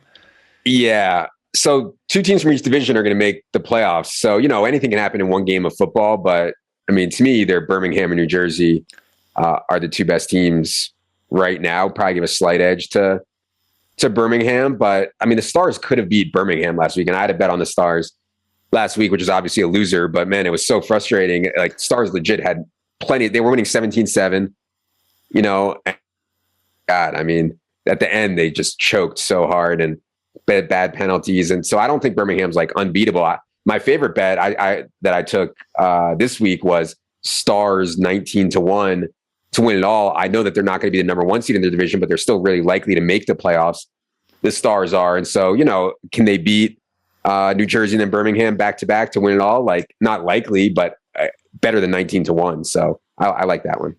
Yeah, well, in the Stars, they didn't score the second half of this game, and they didn't score, I think, the second half of the last game. Like, there's been 2 full games worth of time now where they haven't been able to put any points on the board. Yeah. So, I mean, so frustrating. And God, so frustrating for sure. I still think that they have like one of the best schemes. I mean, they're actually running an NFL style scheme. I mean, they're throwing like 70% on first down. Nobody else is throwing more than like 55%. Their throw rate over expectation is so high, and they have really good weapons, I think. So yeah, I mean, I still think the Stars are good. I feel like they've been unlucky, but maybe that's just my bias. In terms of the sports betting landscape, are you able to track, like, is the USFL popular? Like, are a lot of people, because you said you like the USFL because you're smarter than the room and you're able to go in and kind of pick good bets, but is it resonating in that world? I don't know. The action on DraftKings for DFS has not been great. They started off with really big contests in week 1, and interest just was not enough. They made it smaller in week 2. They still didn't fill it, and now they've kind of settled into kind of a small range of contests. You know, something on the same level of probably soccer, hockey, maybe a little bit bigger than WNBA. So yeah, somewhere in that range. Does that surprise you? I was optimistic that it would be more popular because people love football so much. But yeah, it surprised me that it hasn't been more popular, I think. Yeah, because it's football, you know, and people just love to bet on football. Because that's, I've been having discussions all week, ratings are down, and it's a lot of like, well, the ratings don't matter. I'm like, yeah, but I think and I'm trying to gauge this from a variety of things. If sports betting interest is down, attendance is down, ratings are down, social media traffic is down, our podcast listens, Talking USFL are down. I mean, are you getting, when you post your content, are you getting good traction on USFL stuff? Not really. No. I mean, no. I mean, people. Yeah, you're right. As the season moves along, there's less and less interest, right? So like when we had a lot of interest in ahead of week 1, and people were really interested. And then I think they're not ready for the grind in the spring, maybe, or they don't know the players, or, the games are on tough times for them or whatever. And it gets to week 5 and they're just kind of like over it. You know what I mean? And yeah, that's going to be a risk. And to be fair, like, the dog days of the NBA season aren't that popular either. It's like people are excited at the beginning and they're excited for the playoffs, and so that's, I think, with every sport though. I don't want it to be this way. I mean, I critique because we're trying to figure out ways to like improve it, but you would think in a 10-week season, like week 6, we'd still be able to generate some interest. I don't know. It's not like it's overwhelming. It's not like the CFL season here. We got 23 weeks or whatever. Right. No, you're right. I mean, we're already in the second half of the season. So yeah, you would think, but yeah, I just think people. I mean, in gambling too, like people think that it's going to be easy money. They realize that they lose or whatever, and then they give it up. Like that just happens. In terms of quality of play, I think this week was considered maybe the best in terms of like watching football so far. Coming week 5 in, a lot's been made. Okay, with training camp, maybe could have been longer. Get these players ready to go before week 1. I mean, do you find ratings are going down, quality of play is going up, but maybe not as many people are seeing it now, right? That could also have an effect. Oh, for sure. Yeah, I don't think people realize how good the play has been. And I think there's some like legit NFL prospects in the league too at the skill positions, and it's hard for these guys to get a chance. But I think when people think of it like that, they can get more excited, but like even like Donald Parham, and I mean, to me, Donald Parham is like a legit NFL tight end, but they just have not the Chargers have not let him like get the full-time role. They had Jared Cook, and then they let Jared Cook go, but they signed Gerald Everett, and so they're just not ready on Parham. And like a lot of times these guys get stigmatized when they're undrafted, or they're in spring leagues and they just don't get the chance. So yeah, but I don't know, man. The quality of play has been good, and you're right. People probably just don't respect it enough. Other standouts from the USFL, like you said, there's a handful of guys that you see showing up on, because this is a dream, right? Go through USFL, wind up on the NFL. Who are you looking at as standouts? Yeah, I tweeted a list. Let me see if I can find it here. I definitely had Jonathan Adams as like number 1. Yeah, Jonathan Adams, I thought like clearly an NFL prospect. Like clearly to me, Jonathan Adams can play in the NFL, whether it's like a number 5 or 6 receiver. I think at the running back position, like Reggie Corbin, I know he's in like a timeshare, but man, if Reggie Corbin looks like an NFL running back to me, Victor Bolden, he's played in the NFL. I think can definitely, be on someone's practice squad at worst. Bug Howard's been in the NFL also, if he can actually play the tight end position, which is harder in the NFL because he's going to be asked to block like defensive ends and stuff. I'm not sure if he can do that, but there's a lot of guys in the NFL now, like tight ends who don't even go in line, like Mike Gesicki, like never goes in line, and maybe Bug could play that. And Mark Thompson is one who like,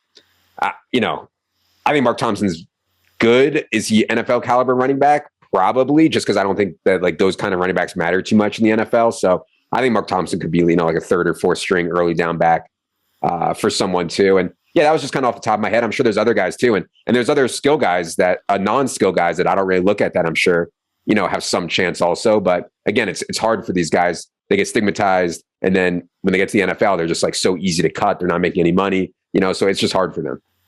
I mean, but do you think we should continue this experiment of spring football? I mean, it's hard because I get what you're saying on both sides. It's like you want to give these players opportunities, but then like you said, they do get stigmatized. I mean, where do you land on that? Yeah, no, if I was one of these guys and NFL wasn't giving me a chance, I'd for sure play spring ball, because you will get a chance. You will get to training camp. You'll get a chance in preseason.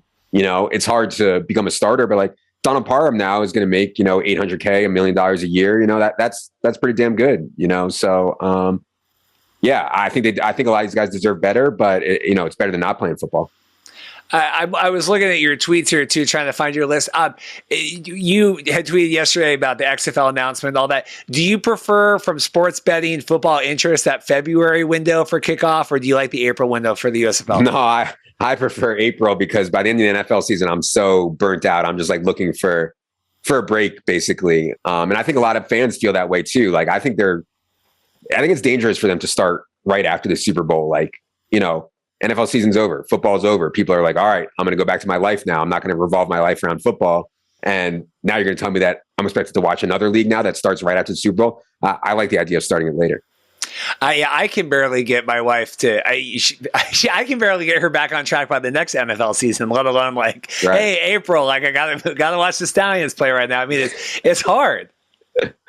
Yeah, I mean, and I think that's a major reason for like a lack of interest is just like, hey man, I concentrated on football from August until January. I need a break until next August.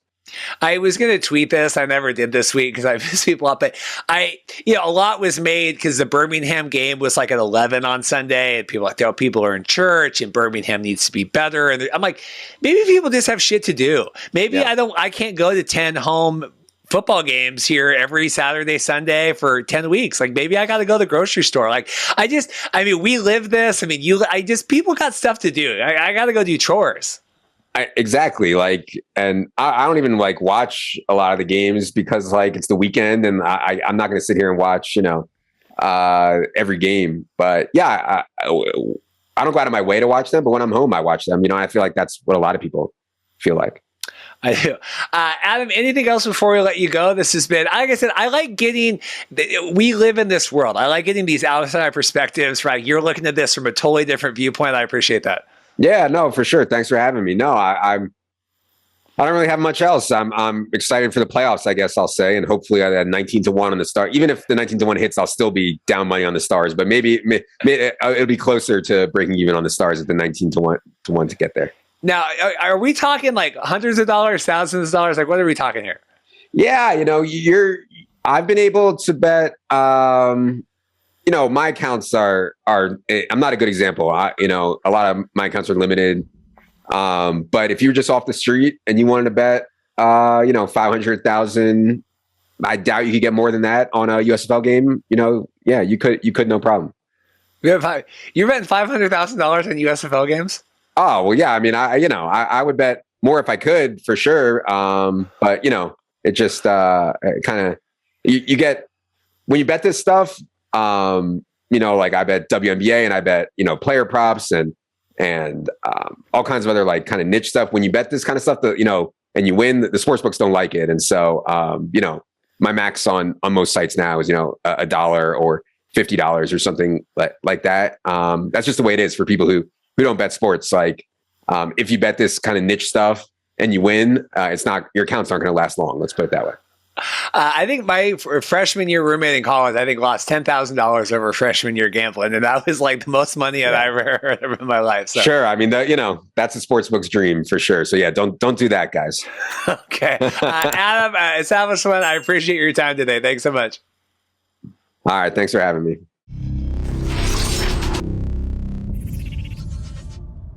Well, they told me that the XFL talks were the worst thing that's happened to the CFL, but now this is officially the best, worst offseason ever. How are you doing, Jim Mullin? I'm bemused. Watching all of this play out is frustrating. I'm sure it's frustrating for the players. I'm sure it's frustrating for those with the Canadian Football League. We hope that there's a quick resolution to this. I think this is playing out a little bit later than when we're recording it. Maybe it's all resolved by the time people are resting their eyes on this. So, that's what we've got to hope for. Yeah. And so that's the hope. And so, we were going to talk, I was going to do a segment last week. If, they felt like they weren't going to go forward with it, I thought it was too uncertain. I think we're all under the understanding that this is going to resolve itself sooner rather than later, whether it's today or tomorrow. The preseason game right is Monday, I think I saw. So, but I wanted to have Jim on because I wanted to have a conversation like, what does this mean going forward? Because I don't think the season is in jeopardy, right? I don't think anything, right, that we're not canceling mainstream games, right? But let's look forward here of like the relationship now we have with the CFL and the CFLPA and then also the CFL fans I'm kind of interested in. Well, let's talk about the agreement portion. What I can hope for what's in the agreement as an interested third party. Through Football Canada, the thing that we've worked on now intensely for the 3 years that I've been president and a couple of years before that is all about player safety. And, throughout the sport, we want something that's consistent in that regard to supporting athletes, no matter their age, no matter their development. And that includes professional players, which are a tier that's out of our reach. But, we're very much in the same house on that in terms of player safety and how you support those players, when they do get injured. So hopefully the two sides can come to a fair resolution on that piece. And the other piece that I think is important, and I think it's rankled a few people just because of the nature of labor negotiations, is that at the end of this, you want a mutually beneficial partnership. And, it's good that they've had a mediator there throughout the process. But a lot of the rhetoric that's come out of this from both sides, quite frankly, doesn't match up with the on-ramping from the previous year that led into it. And make no mistake, a lot of people are assuming that, they just got together over the last 2 weeks and they're sitting down and it started, cold from zero 2 weeks ago. That's not the case. There's been a slow build between both parties, and there's been dialogue, and there's been constructive dialogue, from what I understand, for a very long time leading into this bargaining session. So to hear that there were extreme positions on certain key elements, from an outsider looking in, that's very discouraging. In regard to creating that partnership, because the players need to buy into being part of the package, to sell the package. They already are to a great degree in terms of their number of community appearances. I'd put CFL players up against players of any league, of any sport, in terms of the level of commitment that they have to their communities and getting out in the communities. If you follow some of the players on Twitter, if you follow them on other platforms of social media, you'll see them in the communities and engaging with kids and running football camps and teaching reading and all of those things. So, to have them as engaged partners where they have a stake in growing the business portion of the game, I think is critical. Oh, I think it's 100%. Like you said, it's rupturing this trust, right? I even saw, in the midst of all this, and I don't want to go down the XFL route, but they announced their TV deal and stuff. And, we had friend of the show, Derek Dennis, already, retweeting that and saying, well, see, this is, why are we up here fighting all this? Why are we, like you said, we want to be out in the community. We want to be doing these things to build the league and do all that. Well, here's another option where we don't even have to leave the States to go do if we want to next February. Like, you want to continue enticing these players to come up and play in the CFL, which I do think is, from everyone, from you and everyone we've talked to, the benefits to going to the CFL are clear, right? Established, it's going to be around, but also, like, you need to know that you're going to be taken care of, right? Well, yeah, and that's one of the advantages the CFL business model actually has, even though the owners are probably at a state right now because they're in the middle of labor negotiations. They don't see it as an advantage. Actually having a union or a players association there gives it that structure, guarantees that level of support. That's something the USFL guys don't have sitting in their hotel rooms.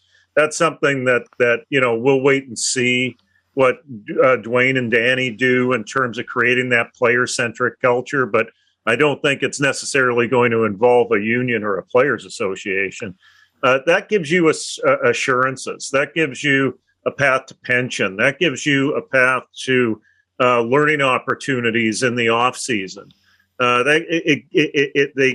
It's there to create opportunities for players and prepare them for when they come into the league in day one, that as they leave the league with more opportunities, not starting at another day one again. And that's really important in these short-term careers. The more you talk about it, it is really disheartening. I think that would you characterize these negotiations as like tense? or like argumentative? Well, I'm not in the room, so Yeah. I can't draw a conclusion on what the tone is in the room. I'll put it this way: I was surprised when I saw a 10-year deal with no real increases, with a lot of things taken off of the table that were previously offered to the players, and especially the ratio piece.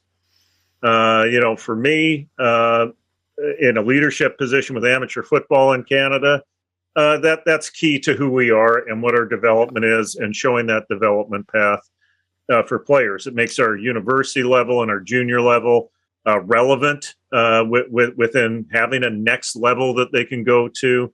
It gives us an opportunity to showcase outcomes, even though the NFL is starting to become that place where Canadians have outcomes regardless of ratio. But it is what this system has been built around for 150 years, and to suggest that you're eliminating Canadian starting positions is harmful to the system. So I heard rumors about it going into it, but I was surprised once I finally heard that. Now I understand that, within a labor negotiation process, you got all kinds of tactics, and maybe that's a tactic to scorch the earth and then try to rebuild on it. But in terms of the level of partnership that was talked about over the last 2 or 3 years with this league, it just runs contrary to all of that language. So when they come to an agreement, it's going to take some rebuilding of trust, I think, in between those two parties, and quite frankly, the greater community of football in this country, where we can all start to seek partnerships based on positives, not on confrontation.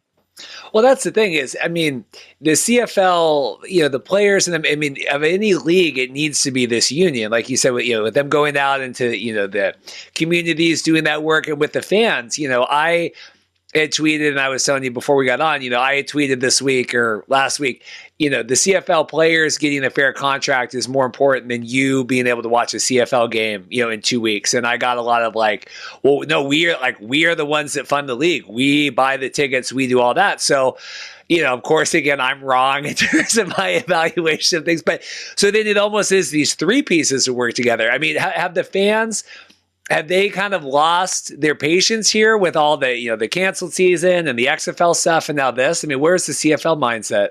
Well, I think in a sense in Western Canada, they are fortunate that the Oilers and Flames are facing each other in the second round of the NHL playoffs. So people aren't really focusing heavily on this in football's heartland in this country.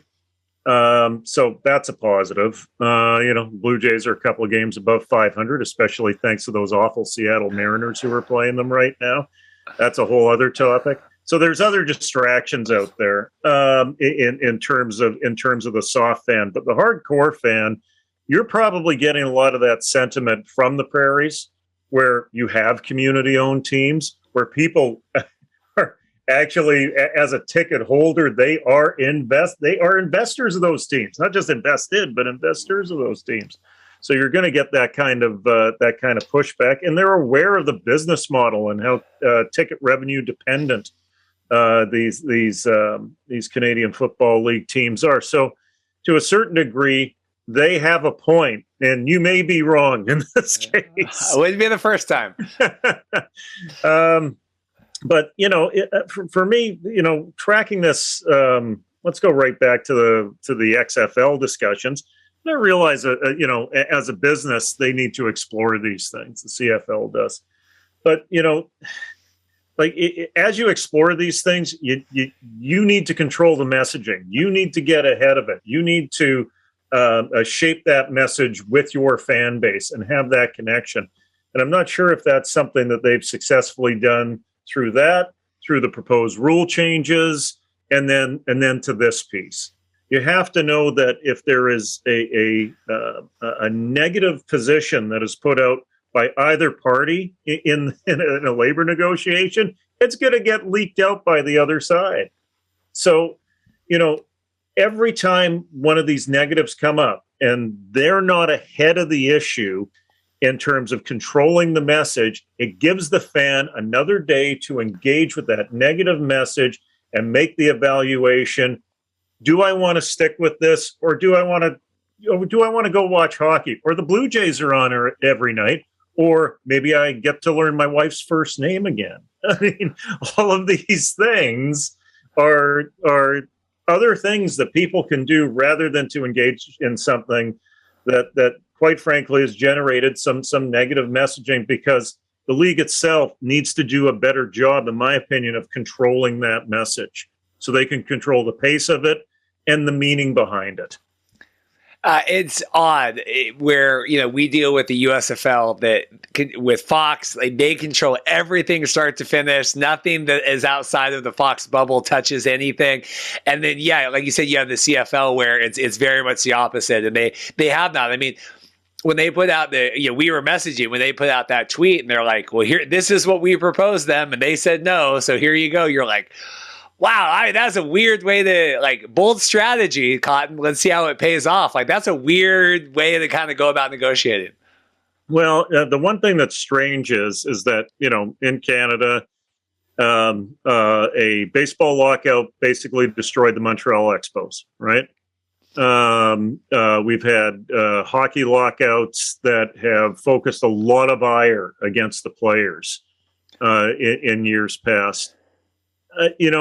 Our football fan in Canada understands the issues. We may not have the numbers of hockey in this country, but the ones who are engaged are really engaged. And I think they've learned about the players' health issues. I think they understand from at least 30,000 feet up, the finances of the Canadian Football League. And I'm surprised in the positive messaging that I see on social media platforms supporting the player's position.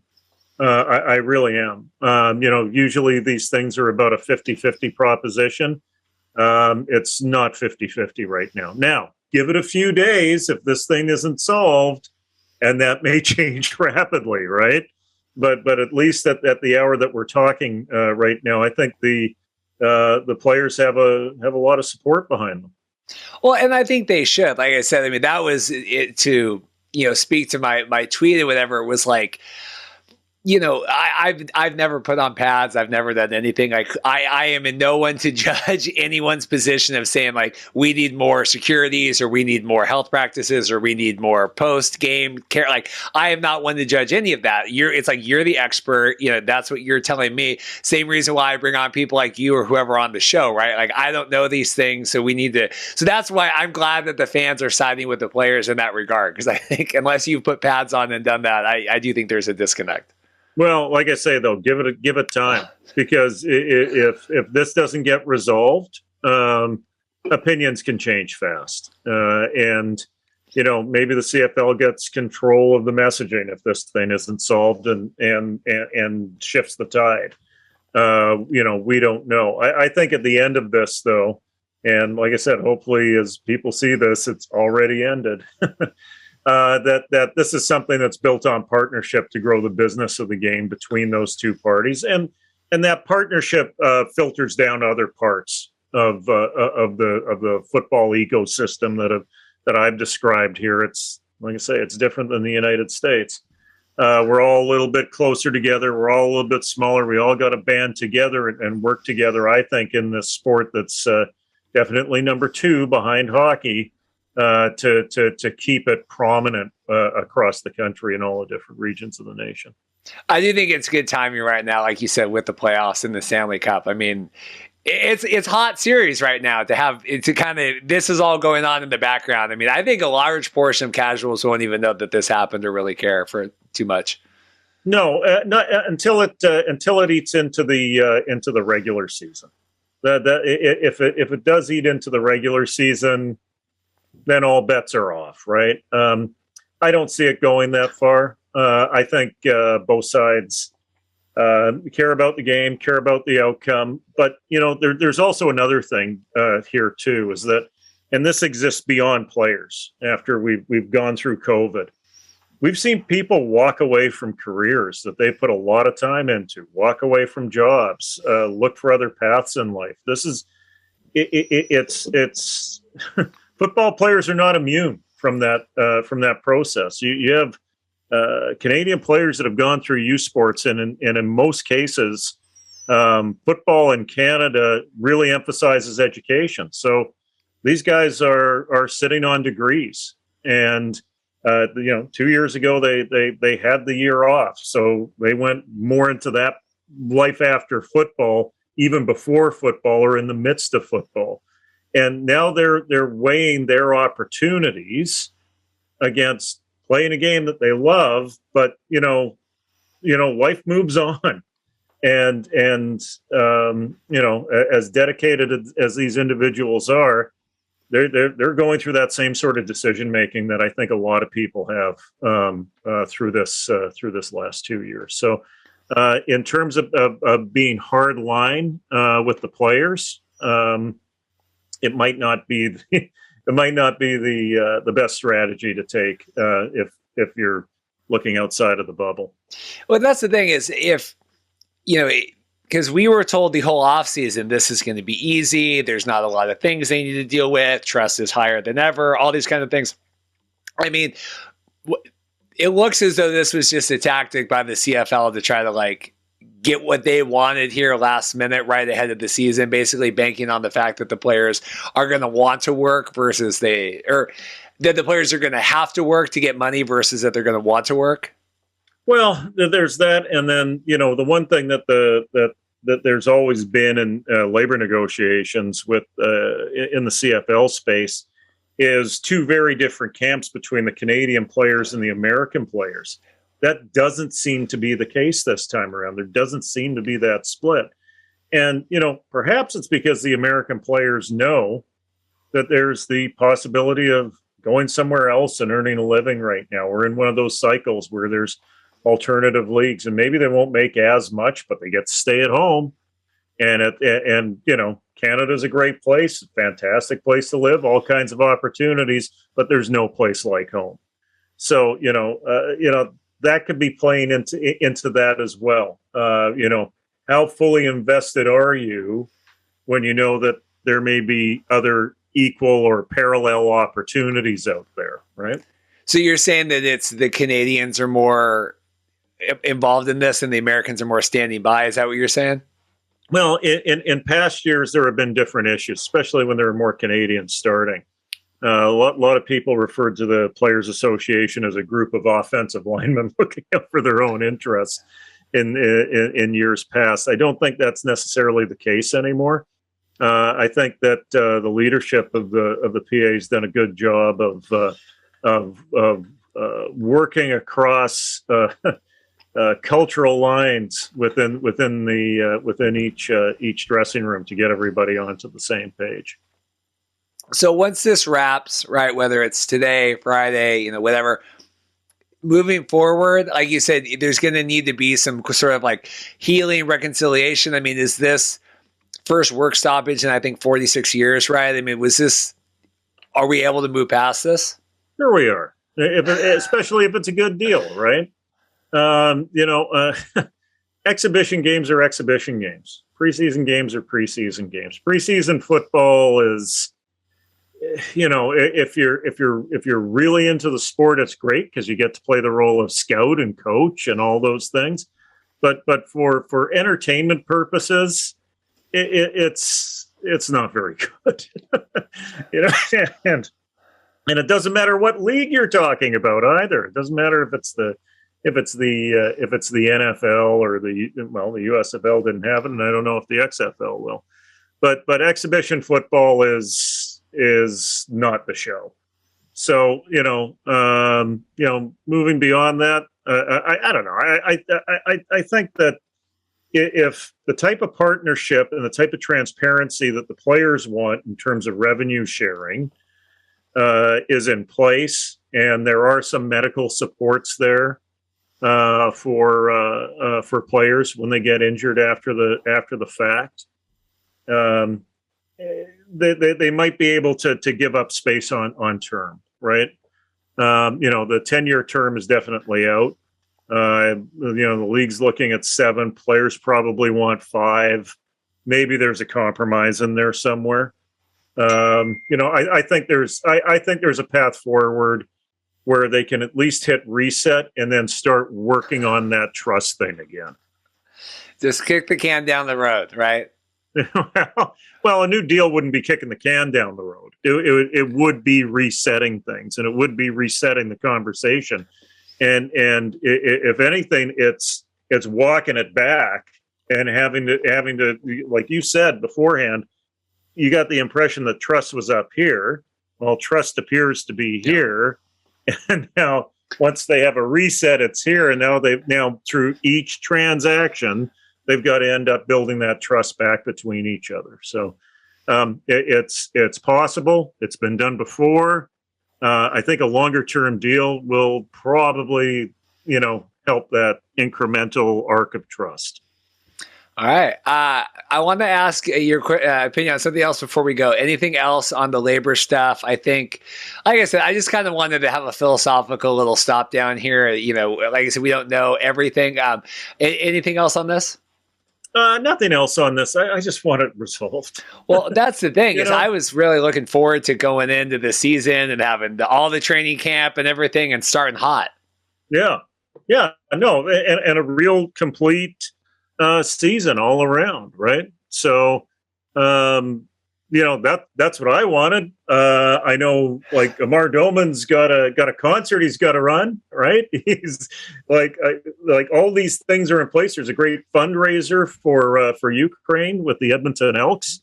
That'll be a positive in that community. That'll create positives outside of their community. There's all kinds of things that I've been looking forward to.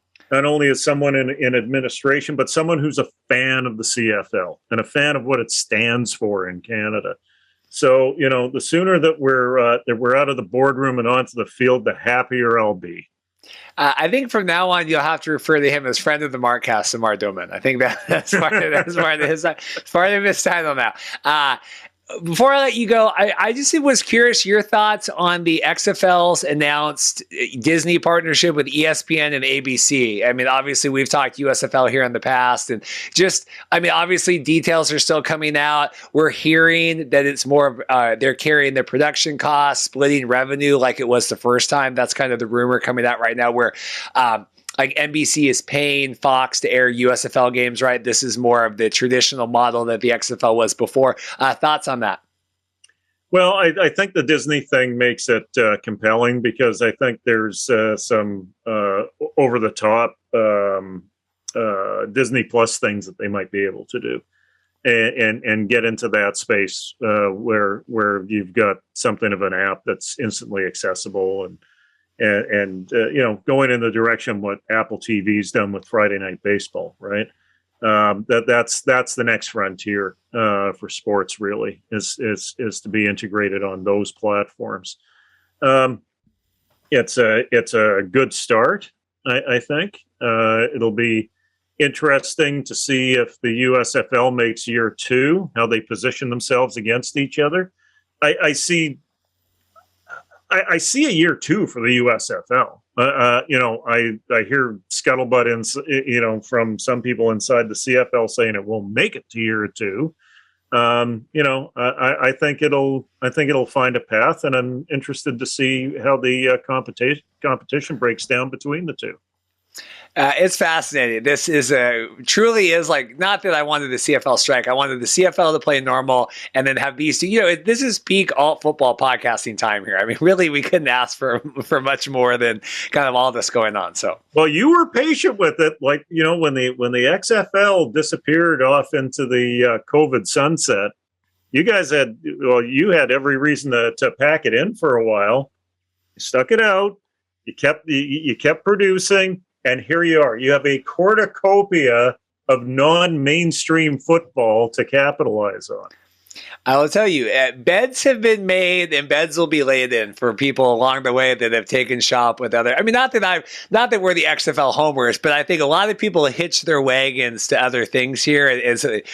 opposed to really enjoying everything. And I'll be curious to see, because I have takes today on the XFL stuff this week. I mean, I got to record that later with Evan, but I have takes on the broadcast deal, so we'll see. It's not all rosy, but yeah, I think some people settled and didn't hold out for true love. Yeah, well, it'll be interesting to see how it breaks. The one thing about spring football, I enjoy it for what it is. And I think more people need to do that in terms of knowing that it's not the NFL, it's not even the CFL, quite frankly, in terms of talent level and execution and history and all that sort of stuff. But the interesting thing watching the XFL for me is that if you listen to the and read about the history of the USFL, is that what you see right now is actually what they were originally going for. They were going for that low cost league in that pocket. They weren't chasing Doug Flutie and Herschel Walker and those guys, Mike Rozier and Heisman winners. That they were going to stay in that comfortable pocket in spring. And now that we have it here, let's see if it's actually sustainable 30 odd years later. Well, like I said, I think now, if any time, I think you have quality of talent. I think networks are so hungry for content. I mean, I think that this is in the days of the XFL. Yeah, the XFL 1.0 was still pulling in like 7 million viewers a week or whatever when it canceled. Mm-hmm. I mean, it wasn't like they were getting. I mean, we talked 265,000 watching FS1 USFL games. I mean, it's a different world we're in now, where like what is an acceptable TV viewership for something based on like what Fox is putting in, which is not a lot to produce this content. The one thing that I do want to know, maybe you have the answer to this, what is the median age of the USFL viewer? Because I know that a lot of people will point to MLS numbers on a national level in the United States. And quite frankly, MLS numbers in Canada too. They're not very good, but I do know out of the major leagues in the U.S., the MLS is by far the youngest median age of any group that watches any sport. It's just scraping into 40 now. It used to be in the high 30s. And when you look at PGA Tour golf, and their median age is 66. The future isn't looking bright in the golf world. I will tell you, the USFL's demographics are much lower in the key demo, or their numbers in the key demo are much lower than XFL 2.0 was. Interesting. Like because they might get 900,000 viewers, 1 million viewers, right? It's like a 0.2 in the demo. I think you'd like to see that be more like a 0.8 or a 1. Mm-hmm. Mm-hmm. So there's a vast majority are outside of the 18 to 35. Well, you still got functioning eyes watching football in the spring, so that's okay. Nothing wrong with that. All right, I'm going to let you go. Get back to, I'm sure, all your insider texts and stuff. We'll see how this. I don't think this will be too dated, but we'll see how we do with it when the episode airs. Okay, let me see here. Oh, this just in. There's one report out there of a tentative agreement. There you go. Just got this on the. See, so. Maybe everything that we said, well, no, actually, we did a lot of look ahead here. Yeah, this is look ahead. So, yeah. So maybe there's a tentative agreement. Who the heck knows? I just hope it's done. And I hope it's done by the time this airs. All right. Jim Mullin, President of Football Canada, host of, Crown Gridiron Nation on TSN. And General Secretary of IFAF. Don't forget that. All morning dealing with international football. I think your Twitter just says busy guy, right? Busy guy. I am busy guy. I should just have that on my business card.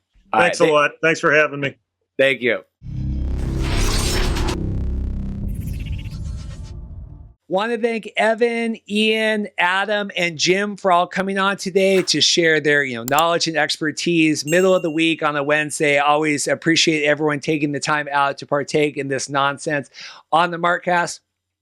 I think that's going to be it for me today. Like I said, I'm filming the wedding today. If anything crazy happens, look for a live stream tomorrow, Friday, during the normal scheduled time. But I think we got all the big stuff this week. Danny and The Rock at the Disney Upfronts announcing the TV contract. I think they're still working on venue details. I thought we were going to be getting cities soon. I think the TV announcement is supposed to carry us on in the meantime. Hopefully that stuff is coming soon as we start securing more, assistant coaches, things like that, and we can start getting some stadium and venue leases and stuff. But Houston's good. St. Louis, we've got the San Antonio rumor, Orlando. So, the pieces are coming into place. Remember, we had June Jones with Seattle, kind of all that stuff. Jim Haslett up there, June being the offensive coordinator. So the cities are coming. I always kind of hoped we would get the big grand announcement, kind of like we did the TV deal. But, these things leak, and then is it more exciting if we know? I know some people weren't very excited this week when all the TV contract stuff came out because a lot of that had been rumored anyway. I don't know if it's going to be the same way when we get all the cities. We've heard these leaks for so long. When we finally find out that it's Seattle for real, are people going to be excited about that? I don't know. I lived through the XFL 2020 as a fan. I wasn't doing the podcasting, and it was always very exciting for me to kind of hear the official announcements, even if the stuff was leaked ahead of time. But that's just something to keep in mind. We are a information hungry fan base, like the TV contracts. Everyone wanted to know that. We found out, and then it was whatever when the announcements came out this week. So you got to keep that in mind. If you want to hear the spoilers, that is going to take away some of the excitement from when you get the actual announcements. It's just something to keep in mind. I mean, obviously, we're going to be doing our thing and trying to keep you guys informed, but just keep that in mind. You can't have it all ways. Really appreciate everyone stopping by today. Like I said, please like and subscribe. Share the video if you see it. Should be a good show next week as well. I've already got a bunch of good guests lined up. So thanks again and take care.